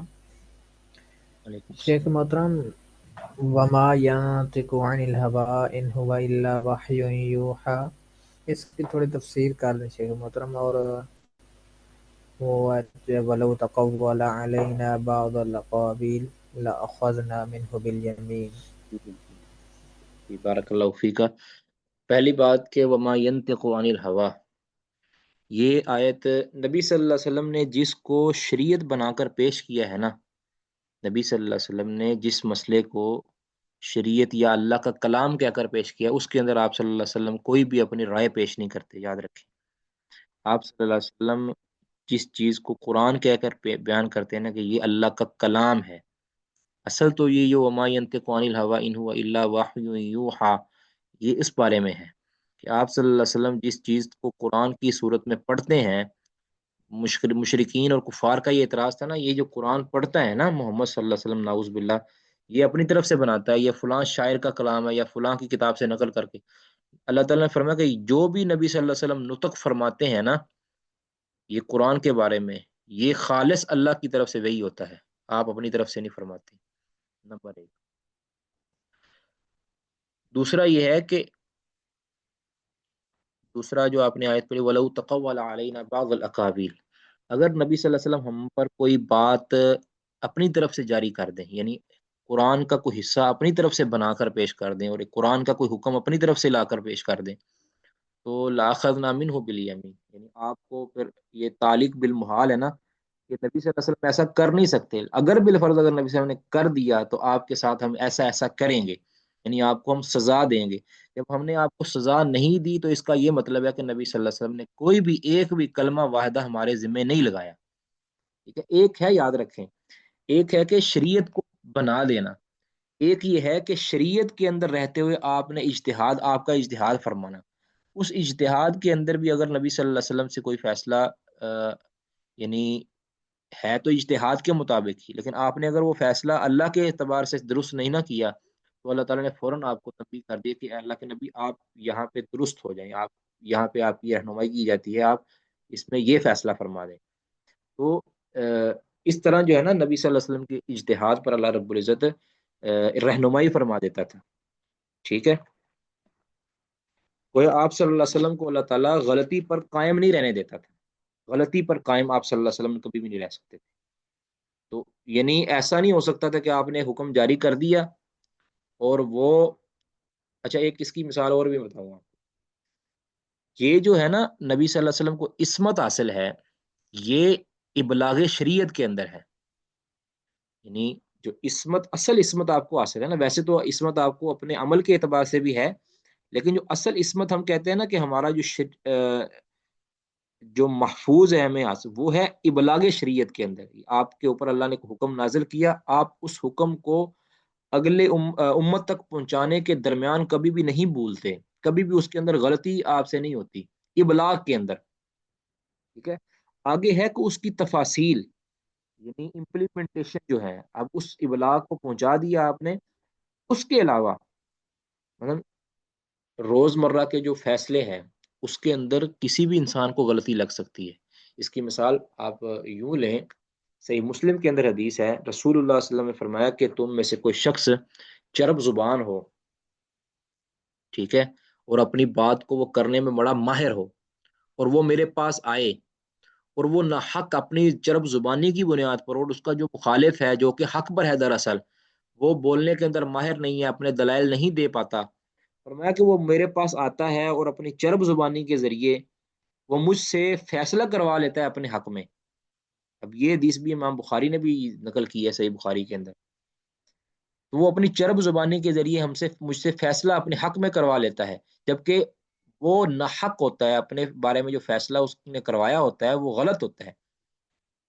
اب فرمایا کہ رسول اللہ صلی اللہ علیہ وسلم اس کے حق میں اگر فیصلہ لکھ دیتے ہیں تو یہ مت سمجھے کہ میرے لکھ دینے سے وہ اس کے حق میں فیصلہ ہو گیا ہے، فرمایا کہ میں اس کو ایک جہنم کا قطعہ، جہنم کا ایک ٹکڑا کاٹ کے دے رہا ہوں، وہ اس کو لینا چاہے تو لے لے، چھوڑنا چاہے تو چھوڑ دے۔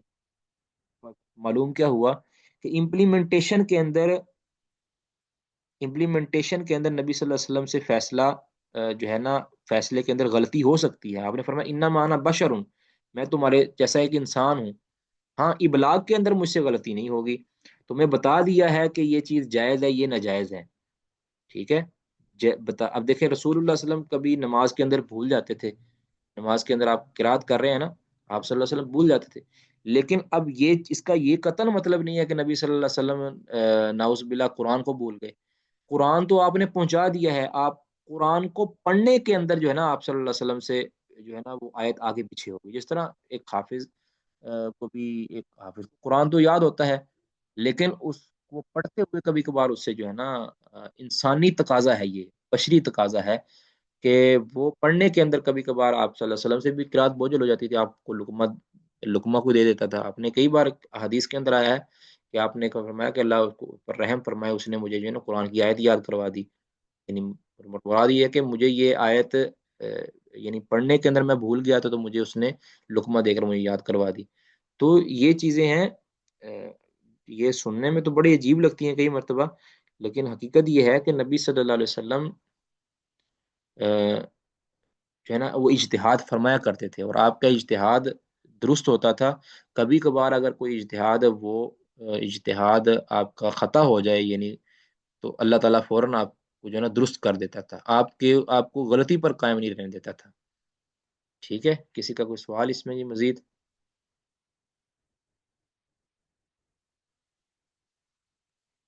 السلام علیکم۔ وعلیکم السلام ورحمۃ اللہ۔ شیخ اس آیت سے قرآن اور حدیث دونوں کے بارے میں ہے، وما ينطق عن الهوى، علماء عام تو بیانات میں یہی بیان کرتے ہیں، اور وہ حضرت عمر بن عاص کی حدیث بھی آپ نے فرمایا تھا کہ جب انہوں نے لکھنا چھوڑ دیا، انہوں نے کہا اس زبان سے آپ کے علاوہ کچھ نہیں نکلتا، عبداللہ بن عمر بن عبداللہ عاص، بن عمر بن عاص۔ ہاں جی بالکل اس طرح ہی بات ہے۔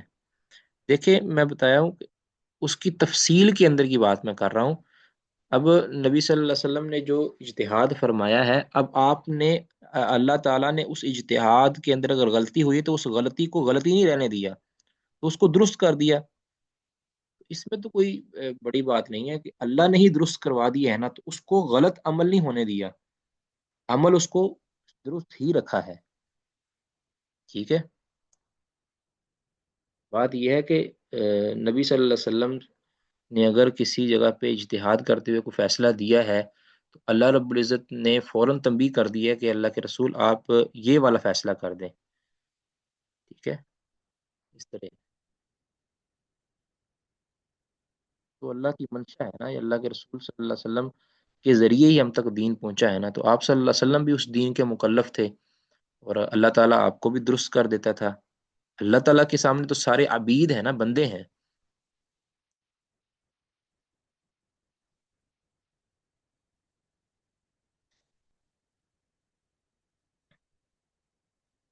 جی، کسی کا کوئی سوال اور؟ جی،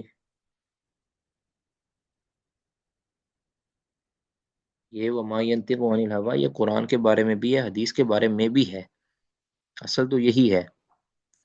باقی اس کی تفصیل کے اندر اجتہاد آپ فرمائیں اور آپ کا اجتہاد ثواب نہ ہو اور اللہ تعالیٰ فوراً تنبیہ کر کے آپ کے اجتہاد کو ثواب کر دے، تو وہ تو اللہ کی ہے نا، اللہ کی منشا ہے۔ اب دیکھیں حدیث کیا ہوتی ہے، حدیث کے اندر حکم اللہ کا ہوتا ہے، یعنی فیصلہ اللہ کا ہوتا ہے، الفاظ نبی صلی اللہ علیہ وسلم کے ہوتے ہیں، اس طرح ہی ہوتا ہے نا۔ اب اگر نبی صلی اللہ علیہ وسلم نے ایک فیصلہ فرمایا اور اللہ کی بھی وہی منشا ہے، یعنی فیصلہ وہ آپ صلی اللہ اپنی طرف سے نہیں کر رہے، وہ قرآن و سنت کی احادیث، قرآن اور احادیث سابقہ جو لٹریچر ہے اس کو مد نظر رکھ کے آپ فرما رہے کہ اس کے بارے میں بھی یہ ملتا جلتا فیصلہ ہے، تو آپ صلی اللہ علیہ وسلم وہی فیصلہ اگر فرما دے کبھی، تو اللہ تعالیٰ اگر اس کو الگ اس سے کرنا چاہتا ہے تو اللہ تعالیٰ بتا دیتا ہے کہ اللہ کے رسول اس کو آپ الگ رکھیں، یعنی اس کے بارے میں آپ الگ حکم جاری فرما دیں، بس اتنا ہی ہوتا ہے، کوئی اتنی بڑی بات نہیں ہے انشاءاللہ یہ، یعنی یہ کوئی اسلام کی حقانیت پر دلیل ضرور ہے، اسلام کے خلاف کوئی دلیل نہیں ہے۔ اسلام کی حقانیت یہ ہے کہ اللہ کے رسول صلی اللہ علیہ وسلم کے اوپر ہر وقت اللہ رب العزت کی نظر ہے کہ آپ صلی اللہ علیہ وسلم کا، کیونکہ آپ کی جو ہر عمل ہے، آپ کا ہنسنا تک جو ہے نا وہ سنت بننے والا ہے، آپ کا رونا بھی سنت بنتا ہے، آپ کا گڑ گڑانا بھی سنت بنتا ہے، آپ کی خوشی بھی سنت بنتی ہے، اور آپ کا غم بھی سنت بنتا ہے۔ تو اس لیے اللہ تعالیٰ جو ہے نا نبی صلی اللہ علیہ وسلم کو انتہائی مثالی بنانا چاہتے ہیں۔ ٹھیک ہے جی، کوئی اور سوال؟ جی، ورنہ پھر ہم یہ والا جو چیپٹر ہے اس کو ختم کرتے ہیں، اگلا جو ہے نا وہ ہم شروع کرتے ہیں۔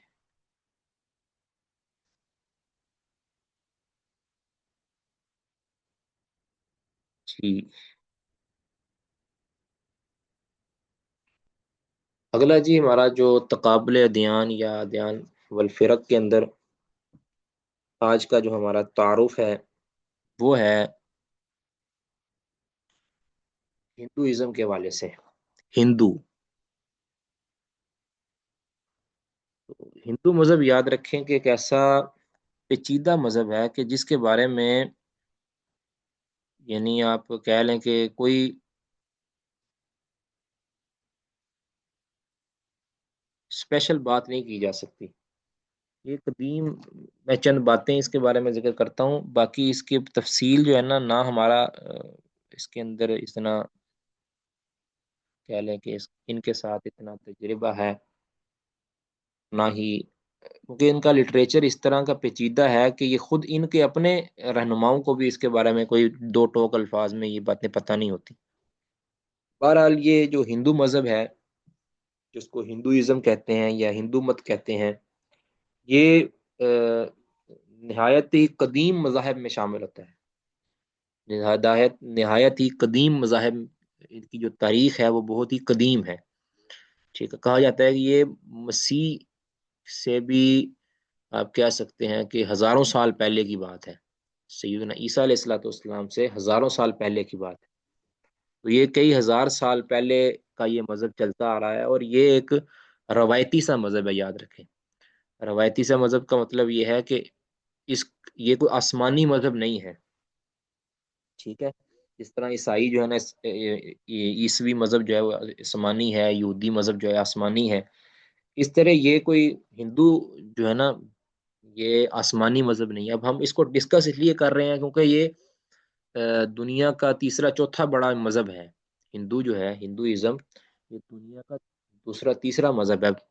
اب حالانکہ یہ صرف اور صرف جو ہے ہندوستان کے اندر زیادہ پایا جاتا ہے، سب سے بڑی اس کی تو جو تعداد ہے یہ ہندوستان کے اندر ہے، ٹھیک ہے۔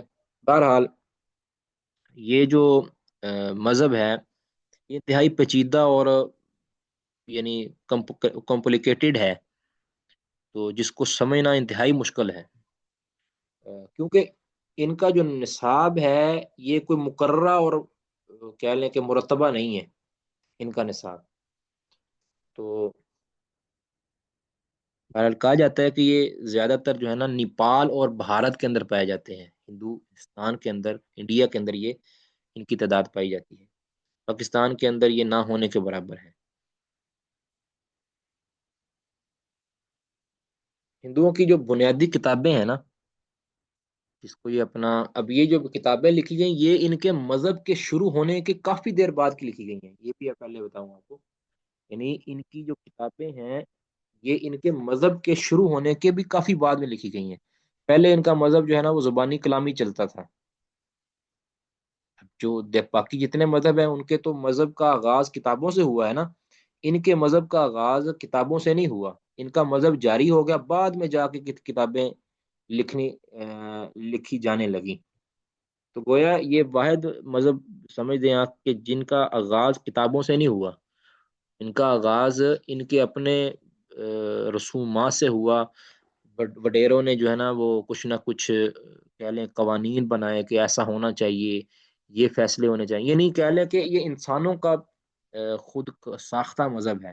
مختلف وڈیروں نے اور جو ہے نا عقل والوں نے مل کر گئی ایسا ہونا چاہیے، یہ ہونا چاہیے، وہ ہونا چاہیے، اللہ کے بارے میں کیا عقیدہ ہونا چاہیے، کھانے پینے کے حوالے سے کیا ہمارا ہونا چاہیے، اس کے ساتھ ساتھ اسے کیا کہتے ہیں، تجارت کے حوالے سے ہمارا کیا ہونا چاہیے، یہ نہیں گویا کہ ایک مذہب ہے نا انہوں نے بنایا ہے۔ تو یہ ہندوستان کے اندر جو ہے نا، ہندوستان کی جو تاریخ ہے، یعنی جنوبی ایشیا کہہ لیں آپ، اس کے اندر پایا جانے والا یہ مذہب ہے۔ ان کی بنیادی جو لٹریچر ہے، بنیادی جو کتابیں ہیں، اس میں ایک وید آتی ہے، وید، ٹھیک ہے، وید، پھر وید کی آگے قسمیں ہیں، ٹھیک ہے، یہ میرا خیال ہے 4 قسموں کی وید ہے، 4 ویدیں بنتی ہیں، جن کے نام میں آپ کو یعنی اگر بتاؤں تو یہ 4 قسم کی ویدیں ہیں۔ ایک تو ہے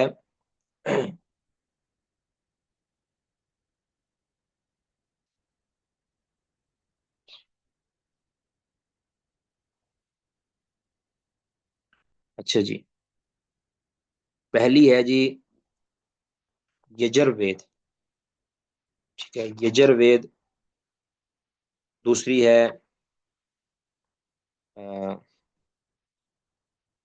اتھر وید، یجر وید، اتھر وید، اور تیسری ہے رگ وید، ٹھیک ہے، اتھر وید، رگ وید اور یجر وید، اور تیسری رگ وید، اور چوتھی ہے سام وید، سام، سین الف میم، سام وید۔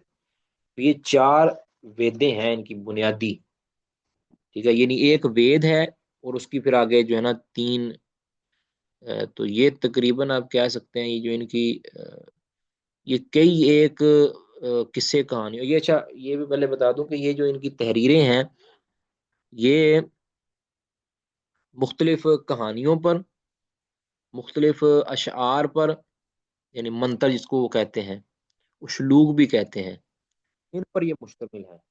اس کے اندر سابقہ جو ان کے، میں نے جیسے کہا کہ یہ کافی عرصہ بعد یہ کتابیں ترتیب دی گئی ہیں، لکھی گئی ہیں۔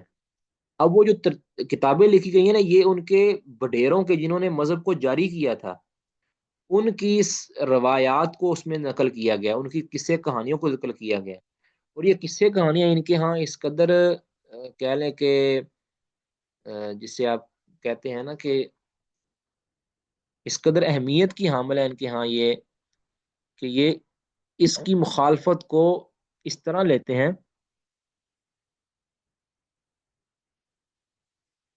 تو یہ اسکرین کے بارے میں پوچھ رہے ہیں جی. اسکرین تو ویسے شو ہی نہیں ہو رہی اصل میں، اس پر کچھ اسپیشل ہم نے آپ کو پتہ ہے کتاب نہیں رکھی. تو میں اس بارے میں نا آپ کو تھوڑی سی کتاب کے بارے میں رہنمائی بھی دوں گا، تھوڑی سی یعنی اسکرین میں شیئر کرتا ہوں، لیکن ابھی فی الحال زبانی کلامی جو ہے نا کچھ چیزیں آپ سن لیں، غور کیجئے گا تاکہ تھوڑا سا تعارف ہو جائے. باقی کوئی اس کو زیادہ جاننے کی ہمیں ضرورت بھی نہیں ہے، کیونکہ خود ان کے ہاں اتنا پیچیدہ سا مذہب ہے، اس کے بارے میں ہم اتھینٹک کوئی بھی چیز بیان نہیں کر سکتے. اچھا، بار بار وید کے بارے میں پہلے عرض کر رہا تھا کہ یہ جو جتنے بھی ان کے نصاب ہیں نا، جو بڑے کتابیں ان کی بنیادی کتابیں، اس کے اندر بس یہی قصے کہانیاں ہیں، کوئی نظمیں ہیں، کوئی منتر شنتر ہیں. اس کو جو ہے نا وہ انہوں نے ایک بہت ہی کہہ لیں کہ پوتر، جس کو اپنے زبان میں یہ کہتے ہیں پوتر جو ہے نا لٹریچر کہتے ہیں، اور اس کی مخالفت کو وہ کبھی بھی برداشت نہیں کر سکتے. بلکہ یہ اس قدر کہہ لیں کہ ایک علاقائی مذہب بن چکا ہے، یعنی ہندوستان کا ایک ایسا جو شخص وید کو تسلیم نہیں نہ کرتا، ان کے ہاں وہ بھارتی ہے ہی نہیں. یعنی اگر آپ دیکھیں نا گراؤنڈ ریالٹی یہ ہے کہ جو ویدوں کا خلاف مخالف ہے نا، اصلاً یہ یاد رکھیں، اصلاً یہ ہم جو یہ کہتے ہیں نا کہ بھارتی لوگ یہ مسلمانوں کے خلاف ہیں، یہ مسلمانوں کے خلاف نہیں ہے، یہ ہر اس شخص کے خلاف ہے کہ جو وید کو جو ہے وہ یعنی وہ درجہ نہیں دیتا کہ جو ان کے ہاں درجہ ہے. یعنی وید جو کہ ان کے سابقہ روایات پر مشتمل کتابیں ہیں، اور اسی وید کو ہی وہ ویدیانت مذہب کہتے ہیں نا، ویدیانت مذہب، اسی وید کو وہ ہندوؤں کا ایک کہہ لیں کہ قانون کہہ لیں، یا ہندوؤں کا جو کہہ لیں کہ ایمان کہہ لیں، ہندوستان کے ساتھ مخلص ہونے کی جو سب سے بڑی دلیل ان کے ہاں یہ ہے کہ وہ وید کو مانتا ہے کہ نہیں مانتا. چاہے وہ وید کو ماننے کے بعد وید کو ایک کہہ لیں کہ ایک یعنی وید کا احترام کی نظر سے دیکھتا ہو، یا اسی طرح اور بھی کچھ جو ان کی کتابیں میں جیسے ذکر کروں گا آگے، وید اور دیگر کتابوں کو احترام کی نظر سے دیکھتا ہو، چاہے وہ اس کی ایک بھی بات کو نہ مانتا ہو، وہ کہتے ہیں کہ یہ پکا ہندوستانی ہے. ٹھیک ہے، تو ان کتابوں کے اندر اس میں سب سے پہلے وید ہے، اور وید کی آگے میں نے 4 قسمیں آپ کو بیان کر دی ہیں. دوسری ہے مہابھارت. مہابھارت، ٹھیک ہے. اب یہ بھی کوئی 18-20 جلدوں پر مشتمل کتاب ہے، اور یہ بہت بڑی کتاب ہے. اس میں آپ کہہ سکتے ہیں کہ کوئی کہا جاتا ہے کہ اس کی جو آیات جس کو کہتے ہیں نا، اس سے پتہ نہیں شلوک کس کو کہتے ہیں یا آیات اس کی کہتے ہیں، تو یہ کوئی 2 لاکھ کے قریب ہے. تو یہ 18-20 جلدوں پر مشتمل یہ قصے کہانیاں ہی ہیں. اس طرح رامائن، را الف میم الف حمزہ نون، رامائن، ٹھیک ہے. یہ ان کی جو لٹریچر جو بنیادی ہیں، اس کے علاوہ بھی چھوٹی موٹی جو ہے نا پائی جاتی ہیں. اچھا، ان جو میں نے جیسے پہلے عرض کر دی، اس لٹریچر کے اندر جو ہے نا یہ ہم یعنی تعریفیں اللہ تعالیٰ کی اور ورد وغیرہ منتر، اور ان کے جو اپنے علاقائی رسومات ہیں، اور پھر اس کی نظمیں، قصے کہانیاں، یہ ساری پائی جاتی ہیں. اب انہی قصے کہانیوں پر اس لٹریچر پر جو ہے نا ہندو اپنے عقائد کی بنیاد رکھتے ہیں. یعنی ان منتروں کو پڑھ کے، ان کی نظموں کو پڑھ کے، اس سے جو خلاصہ ان کو ملتا ہے نا، اس کو کہتے ہیں کہ یہ ہمارا عقیدہ ہے. ٹھیک ہے.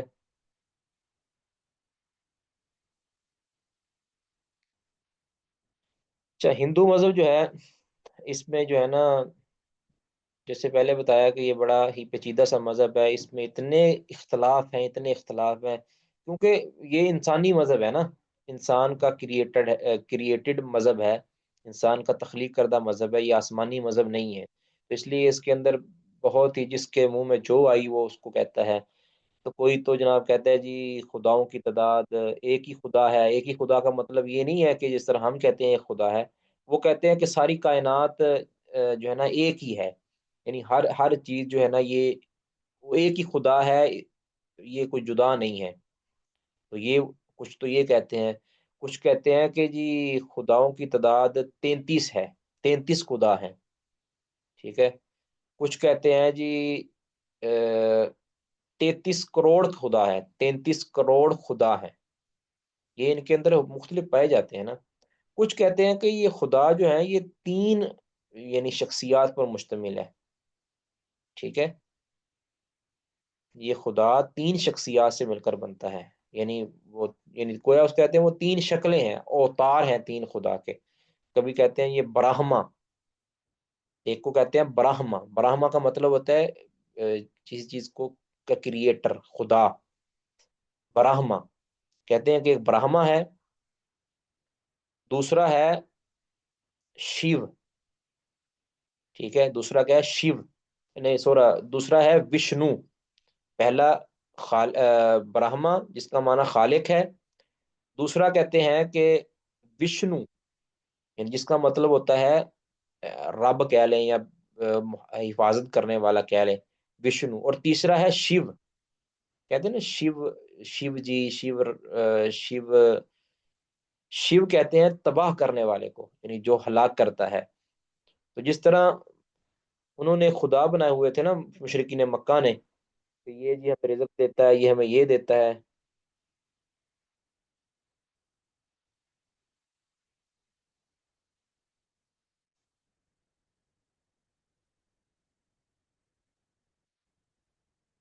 تو یہ ہمیں رزق دیتا ہے، مشرکین مکہ کہتے تھے یہ ہمارا بگڑی بناتا ہے، یہ بگڑی بگاڑتا ہے، تو اس طرح ان کے ہاں بھی یہ تصور پائے جاتے ہیں۔ تو اس کے علاوہ ابھی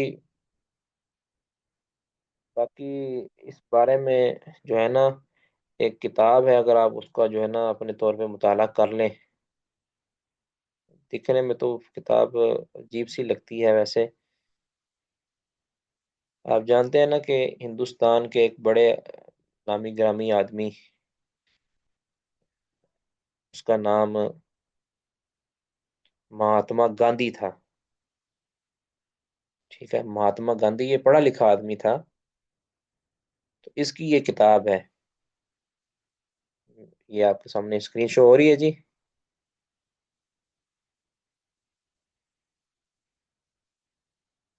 جی،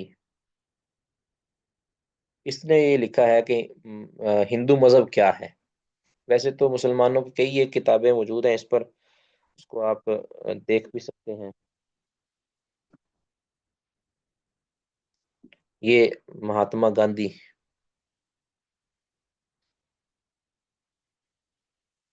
اس کے اگر آپ دیکھیں، اب بات یہ ہے کہ مہاتما گاندھی ہو یا کوئی دوسرا تیسرا ہو، جب ان کے اندر آپس میں اتنا اختلاف پایا جاتا ہے تو پھر ہم کس کی بات کو لیں اور کس کی بات کو چھوڑیں؟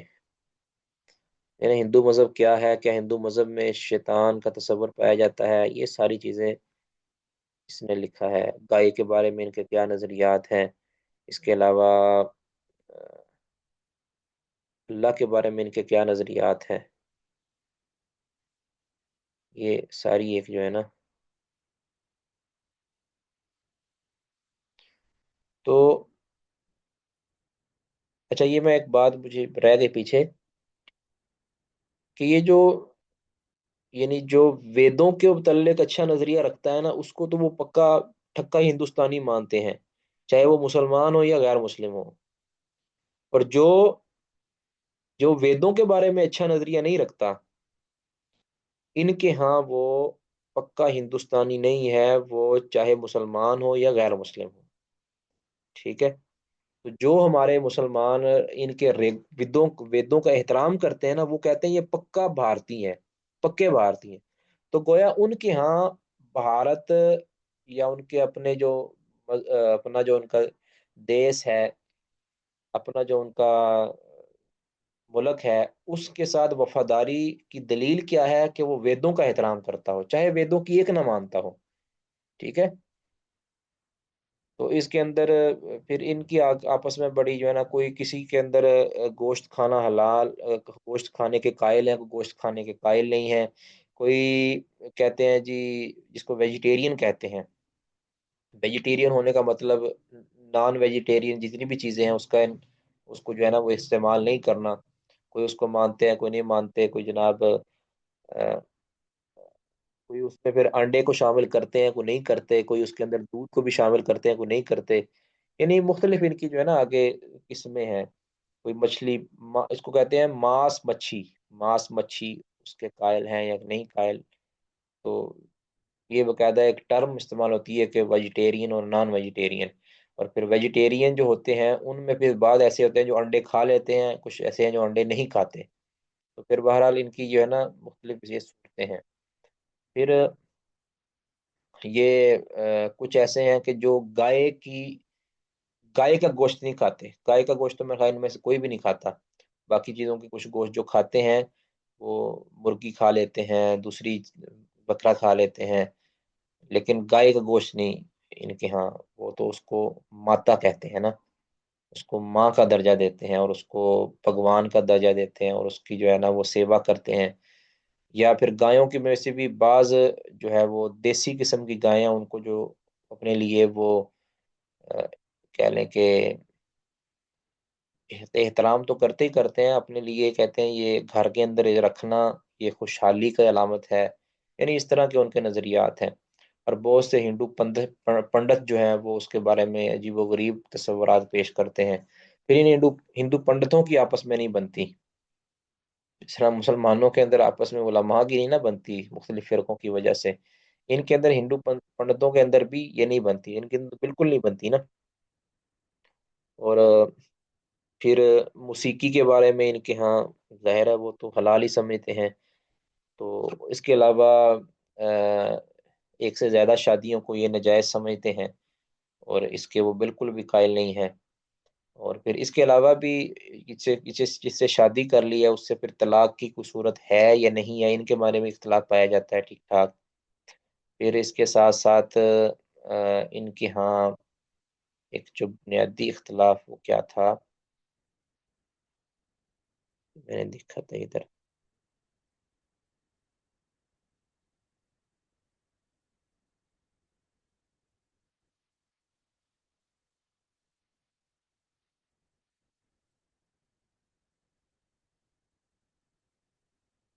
ہاں یہ تناسخ ارواح کے قائل ہے، یہ جو ہے نا جنم 7 جنم یہ مانتے ہیں، پتہ نہیں، یہ بھی ان کے ہاں ایک روایت ہے کہ یہ ایک شخص کے جو ہے وہ 7 جنم ہوتے ہیں، یا پتہ نہیں کتنے جنم ہوتے ہیں، تو ان کے ہاں یہ بھی چیزیں پائی جاتی ہیں، تناسخ ارواح کا عقیدہ بھی ان کے ہاں ملتا ہے۔ ٹھیک ہے، ایک شخص کے اتنے جنم ہوتے ہیں، تو یہ چیزیں ساری ان کے اس کا حصہ ہیں۔ تو بہرحال تو آپ ارد گرد دیکھتے ہیں ابھی کسی کا کوئی نظریہ، کسی کا کوئی نظریہ ہے، پر ایک بات یہ ذہن میں رکھیں کہ ایک چیز ہوتی ہے یوگا، یوگا بھی ان کا ہی اپنا ایک مذہبی اس کا جو ہے نا ایک، اس کو آپ اس نظریے سے نہ لیں، ورزش کے نظریے سے نہ لیں، یہ ان کے ہاں ایک یوگا ان کے ہاں ایک عبادت کا تصور رکھتا ہے، ٹھیک ہے، یوگا یہ ہمارے مسلمانوں کے اندر بھی بہت پیدا ہو چکا ہے۔ اصل میں یہ کہتے ہیں کہ یہ روح کا اتصال ہے کسی، یعنی سکون حاصل کرنے کے لیے، اسی لیے وہ آنکھیں بند کر کے جناب عجیب و غریب حرکتیں کر کے بیٹھا جاتا ہے یا لیٹا جاتا ہے۔ تو ان کے جو یوگی ہوتے ہیں جو یوگا سکھاتے ہیں وہ بھی بہت سے ہندو پنڈت ہوتے ہیں، اور وہ کہتے ہیں کہ بھی یوگا کیا کرو، اور اس کو جو ہے وہ بہت سی بیماریوں کا حل بتاتے ہیں، یہ روح کا یہ سکون، اور یہ روح کا جو سکون ہے یہ عجیب و غریب اس کے اندر پھر نظریات پائے جاتے ہیں جس کو وہ بتاتے بھی نہیں ہیں، اور عام طور پہ ہمارے مسلمانوں کو اس کا علم بھی نہیں ہے۔ تو اگر تو یوگا کے اندر کوئی ایکسرسائز اختیار کی جاتی ہے تو پھر تو حرج نہیں ہے، لیکن یوگا ویسے خالصتاً ہندوانہ عبادت ہے، ٹھیک ہے نا، یہ ان کا ایک جو نظریات ہیں اس کے پیچھے بڑے عجیب و غریب قسم کے۔ تو یہ جو چند چیزیں مجھے جو ذہن میں تھیں وہ میں نے آپ کے سامنے ذکر کر دی، اگر کوئی اس میں کچھ آپ سوال کریں گے تو پھر میں کچھ مزید بیان کر سکوں گا۔ جی، ہندو کے ازم کے بارے میں کسی کا کوئی سوال ہے تو وہ بیان کر دیں۔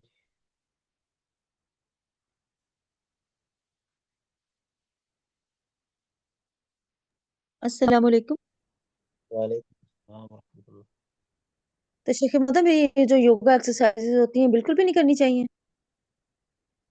میں نے عرض کیا کہ اس میں اگر تو آپ کوئی میڈیکلی کو فائدہ اس میں اگر لینا چاہتی ہیں تو وہ لے سکتے ہیں.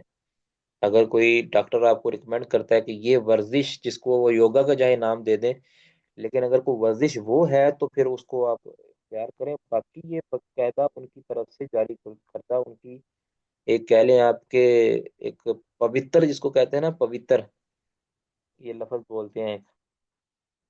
اگر آپ اس کو دیکھیں تو اس کا جو موجد ہے وہ یہ فقط وہی ہیں، ہندو ہیں، اور ہندوؤں کا پیچھے اس میں فلسفہ ہے. تو اس لیے ہمیں جو ہے نا یوگا کی طرف نہیں جانا چاہیے.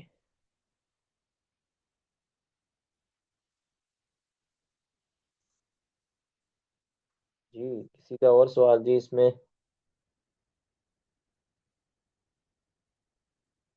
باقی عورتوں کے حوالے سے جو ان کے اندر خاص عجیب و غریب سے نظریات اور ان کے جو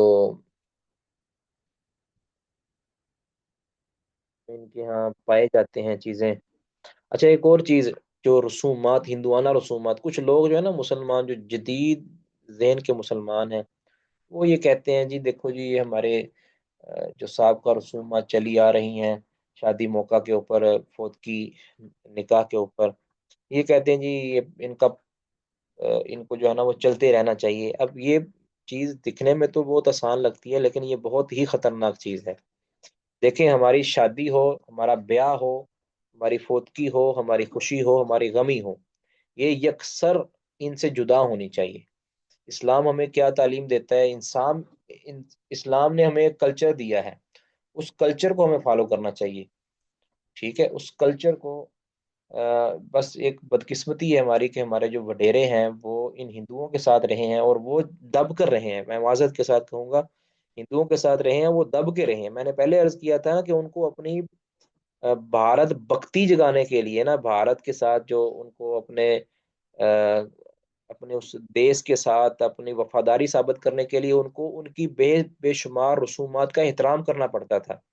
اس وجہ سے وہ ان کے ساتھ رہ کے اور اپنے غیرت کا مظاہرہ نہ کرنے کی وجہ سے اب آج بھی اگر جتنے بھی ایسے مسلمان جو غیرت مند مسلمان ہیں، وہ ان کی آنکھوں کا تارا کبھی بھی نہیں بن سکتے. جتنے بھی ان کے ویسے تو ہم یہ کہتے ہیں کہ بھی جو بھارت ہے ایک ایسا دیش ہے جس کو کہتے ہیں کہ جس میں تمام مذاہب کا احترام کیا جاتا ہے. یہ بات کسی حد تک درست بھی ہو سکتی ہے، لیکن اگر آپ حقیقت دیکھیں نا، تو وہ اسی کا احترام کرتے ہیں، اسی کو جو ہے نا اچھی نگاہ سے دیکھتے ہیں کہ جو ان کی ویدانتی مذہب کا پوری کے پورا احترام کرتا ہے. وہ سمجھتا ہے کہ یہ جو ویدے میں جو لکھا ہوا ہے یا جو ان کو قانون کا درجہ دیتے ہیں، جو اس کا احترام کرتا ہے وہ تو درست ہے. ٹھیک ہے، جو نہیں کرتا احترام اس کا اور اپنا ایک کلچر پیش کرتا ہے تو وہ اس کو کبھی بھی اچھی نگاہ سے نہیں دیکھتے. ٹھیک ہے، یہ ان کی ایک اپنے مذہب کے ساتھ غیرت ہے، اپنے مذہب کے ساتھ. اس لیے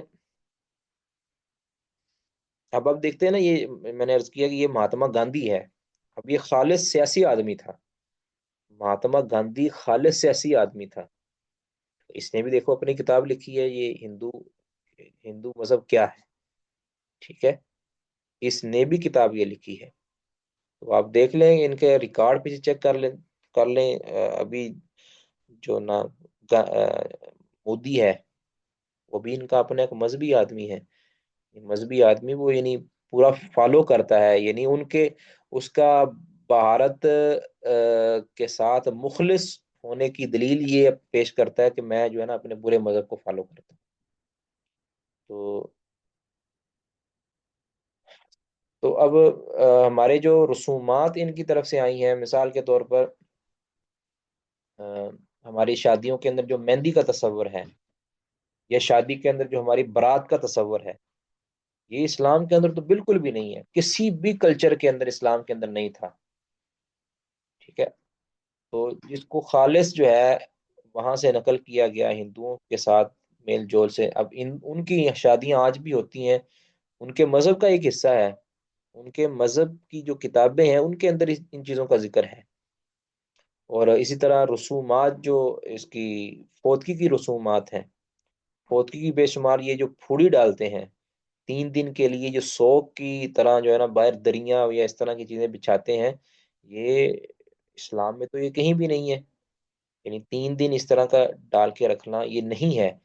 اب اس کو کوئی ریگولرائز کر دے مختلف طریقے بہانوں کے ساتھ، جو الگ بات ہے، لیکن ہمارے جو سابقہ روایات ہیں اس کی دلیل سب سے بڑی یہ ہے کہ ہندوستان اور پاکستان کے علاوہ کہیں بھی یہ چیز جو ہے نا ہمیں کلچری نہیں ملتی، تو یہ بھی خالص ادھر سے آیا ہے۔ اب یہ چوتھا، ساتواں، 40واں یہ جو سارا منایا جاتا ہے بعض اسلامی مذاہب کے اندر بھی، یہ بھی خالص ادھر سے آیا ہے۔ 7ویں دن، ساتہ چالیسا، 10واں، 10 سال، ساتہ چالیسواں، یہ سارا ادھر سے ہی آیا ہے۔ یعنی وہ ان کے ہاں مرنے کے بعد روحیں آتی ہیں جاتی ہیں، یہ ان کا جو ایک خاص ایک نظریہ ہوتا ہے۔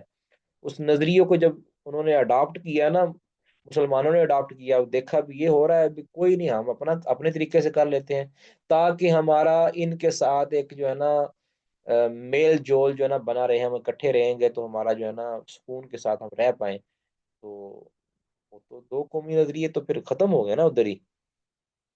تو اس لیے جو ہے ہمیں اپنا ایک کلچر جو ہے نا وہ ڈیولپ کرنا چاہیے۔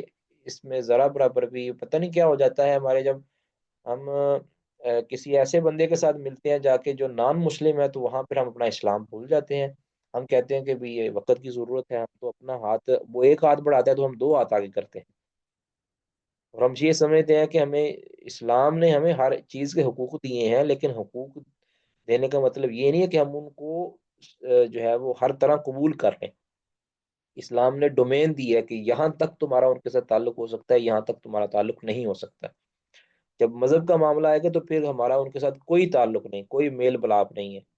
جب معاملہ ہوگا دنیاوی رواداری کا تو ہمارا ان کے ساتھ میل بلاپ ہے اتنا جتنا ہمیں ضرورت ہے، ہمیں ضرورت ہے، یاد رکھیں، ان کو ضرورت نہیں ہے۔ یہ بھی بہت لوگوں کو جو ہے نا پریشانی ہے، اس پر بڑی پریشانی ہوتی ہے بھی اسلام تو جی سارے کو حقوق دیتا ہے، بھی وہ حقوق ان کو دیتا ہے جتنی ہمیں، یعنی ہماری ان کے ساتھ ضرورت ہے۔ اگر میری ضرورت مسلمانوں کے ساتھ پوری ہوتی ہے تو مجھے مجھے غیر مسلم کے پاس جانے کی ضرورت ہی نہیں ہے۔ غیر مسلم کے پاس میں نے اس وقت جانا ہے کہ جب ہماری ضرورت، میری ضرورت ہے۔ ٹھیک ہے، ہاں یہ ضرور ہے کہ اگر کوئی وہ پریشان ہے، ان کو آپ کی دنیاوی ہمدردی کی ضرورت ہے، آپ ان کی ہمدردی کریں تاکہ وہ اسلام کے بارے میں اچھا ایک نظریہ پیش کریں، لیکن یہ نہیں ہے کہ آپ مسلمانوں کو تو ظلم کی چکی میں پیس دیں۔ اور اسلام وہاں ہمیں یاد آ جاتا ہے جب ہمیں غیر مسلم کی طرف ہاتھ بڑھانا ہے۔ یا ایھا الذین آمنوا لا تتخذوا عدوی وعدوکم اولیاء تلقون الیہم بالمودہ وقد کفروا بما جاءکم، کہ ایسے لوگوں کے ساتھ کہ جو میرے اور تمہارے دشمن ہیں، اللہ تعالیٰ فرماتے ہیں مومنو ایسے لوگوں کے ساتھ کہ جو میرے اور تمہارے دشمن ہیں، ان کے ساتھ دلی دوستیاں نہ لگاؤ، اور ان کی طرف جو ہے وہ محبت کی پینگیں نہ بڑھاؤ، جبکہ وہ تمہارے اوپر نازل ہونے والی شریعت کا انکار کر چکے ہیں۔ ٹھیک ہے، تو اس میں کسی کا کوئی سوال ہے جی تو وہ کر لے، مجھے تو بس بات یاد آئی تو میں بیان کر دوں جی۔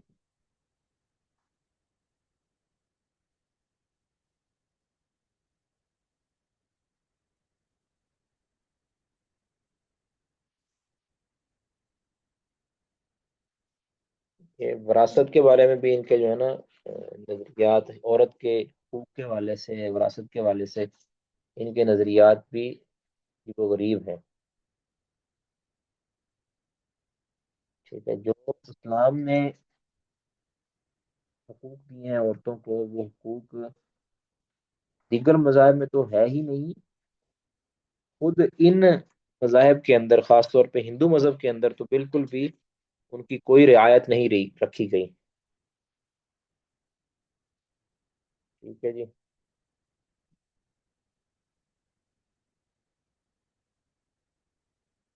تو اسی طرح اسلام کے اندر سیکنڈ میرج کا تصور موجود ہے۔ ایک سے زیادہ شادیوں کا، زیادہ سے زیادہ 4 شادیاں ایک مرد کر سکتا ہے، اس کے لیے پھر اپنے شروط و ضوابط ہیں، لیکن ہندو مذہب کے اندر ایسا کرنا بالکل بھی جائز نہیں ہے۔ پھر اس میں یہ بھی ہے کہ فرسٹ کزن کے ساتھ شادی، یہ بھی ہندوؤں کے اندر جائز نہیں ہے۔ یہ کہتے ہیں کہ فرسٹ کزن جو ہے نا وہ بہن ہی ہوتی ہے، اس کے ساتھ شادی کرنا یہ جائز نہیں ہے۔ یہ اسلام پر یہ اعتراض اٹھاتے ہیں، جب یہ بھی ان کی اپنی بنائی ہوئی بات ہے۔ بہن وہی ہے کہ جو ماں جائی ہے، وہی بہن ہے، کیا باپ جائی ہے۔ بہن اور بھائی دو 3 طرح کے ہوتے ہیں نا، ایک ہے اللاتی بہن بھائی، ایک ہے اخیافی بہن بھائی، اور ایک جو ہے حقیقی بہن بھائی۔ اللاتی جو ان کے اندر باپ ایک ہو ماں مختلف ہو، ٹھیک ہے، یعنی باپ کی 2 شادیاں، ایک بیوی سے وہ ہو اور ایک بیوی سے دوسرا ہو، تو وہ بھی آپس میں بھائی بہن ہیں، ان کی بھی آپس میں شادی نہیں ہو سکتی اگر حقیقی ہے، یعنی ایک ہی باپ سے ہیں۔ دوسرا ہے اخیافی، کہ ماں دونوں کی ایک ہے، باپ مختلف ہے، یعنی ماں نے ایک جگہ پہ شادی کی تھی تو وہاں سے ایک بیٹا پیدا ہوا یا بیٹی پیدا ہوئی، اور پھر ماں کو طلاق ہو گئی، شوہر فوت ہو گیا، اس نے دوسری جگہ پہ شادی کی تو وہاں سے پھر اولاد ہوئی، تو وہ اسی کی ماں کی ہے نا، تو وہ ہوگی اخیافی بہن بھائی۔ اور ایک ہے حقیقی، کہ ماں بھی ایک ہے اور باپ بھی ایک ہے، یعنی اسی ماں باپ سے ہوئی ہے۔ تو یہ 3 طرح کی جو ہے نا بھائی بہن کا تصور ہے، اس کے علاوہ کوئی بھی بھائی بہن نہیں ہے۔ فرسٹ کزن ہو یا سیکنڈ کزن ہو یا تھرڈ کزن ہو، جو بھی ہے ان سب سے شادی ہو سکتی ہے۔ تو یہ بھی ایک عجیب و غریب قسم کا تصور پایا جاتا ہے، جو بعض ڈاکٹروں کی طرف سے آیا، اور جو مسلمان ڈاکٹر بھی اس طرح کی باتیں کرنے لگ گئے ہیں۔ تو یہ جو عام طور پہ جو بیماریاں ہوتی ہیں، یہ فرسٹ کزن کے ساتھ شادی کرنے کی وجہ سے ہو جاتی ہیں، خاص طور پہ جو خواتین کی بیماریاں ہیں، بچہ نہ ہونے کے حوالے سے، یا کوئی اس طرح کے امراض ہیں، یہ ایک تصور بیان کیا جانے لگا ہے بعض ڈاکٹروں کی طرف سے، جو کہ خالصتاً غلط لگ رہا ہے، اور بہت سے ڈاکٹر اس کو رد کر رہے ہیں۔ بھی یہ کہا جاتا ہے جی یہ جو اسقاط ہو جاتا ہے، یا یہ جو وارشن ہو جاتا ہے، اس کی وجہ وارشن کروانا پڑتا ہے بس اس کو بچے کی گروتھ نہ ہونے کی وجہ سے، یہ جو کہتے ہیں امراض ہیں، تو یہ جو ہے وہ فرسٹ کزن کے ساتھ شادی کرنے کی وجہ سے، کزن میرج کی وجہ سے ہوتا ہے۔ تو یہ بھی تصور بالکل بھی اسلام کے مطابق نہیں ہے جی۔ باقی سکھ مذہب کیا ہے، یہ اس کے بارے میں ہم کچھ نہ کچھ بیان کریں گے جی انشاءاللہ۔ فی الحال ہندو مذہب کے حوالے سے یہی میرے پاس رہنمائی تھی جو میرے ذہن میں تھی۔ اگر کسی نے کوئی سوال کرنا ہے، کوئی اشکال ہے، تو وہ کر سکتے ہیں۔ اگر ان کی طرف سے ان کا کوئی اعتراض ہے، وہ اگر ذکر کرنا چاہتے ہیں اسلام کے اوپر، تو وہ بیان کر دیں تاکہ ہم اس کو کلیئر کر سکیں جی۔ بسم اللہ جی۔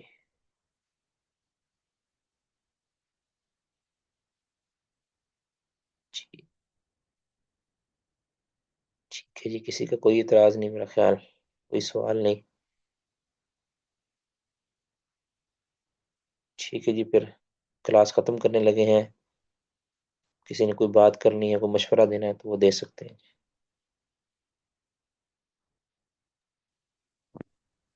السلام علیکم ورحمۃ اللہ وبرکاتہ۔ وعلیکم السلام ورحمۃ اللہ وبرکاتہ۔ سر یہ بات یہ نا، یہ جو کتاب کا ذکر کیا تھا یہ مہاتما گاندھی، اس کا PDF مل جائے گا؟ یہ آپ کو گوگل کے اوپر ہی میں نے نکال کے دی تھی آپ کو۔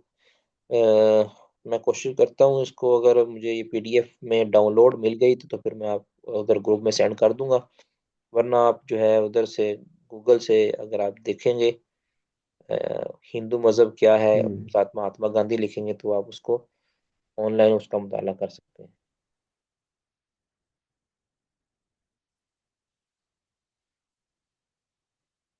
جی۔ ٹھیک ہے جی، سبحانک اللہم وبحمدک، اشہد ان لا الہ الا انت، استغفرک واتوب الیک۔ السلام علیکم ورحمۃ اللہ وبرکاتہ۔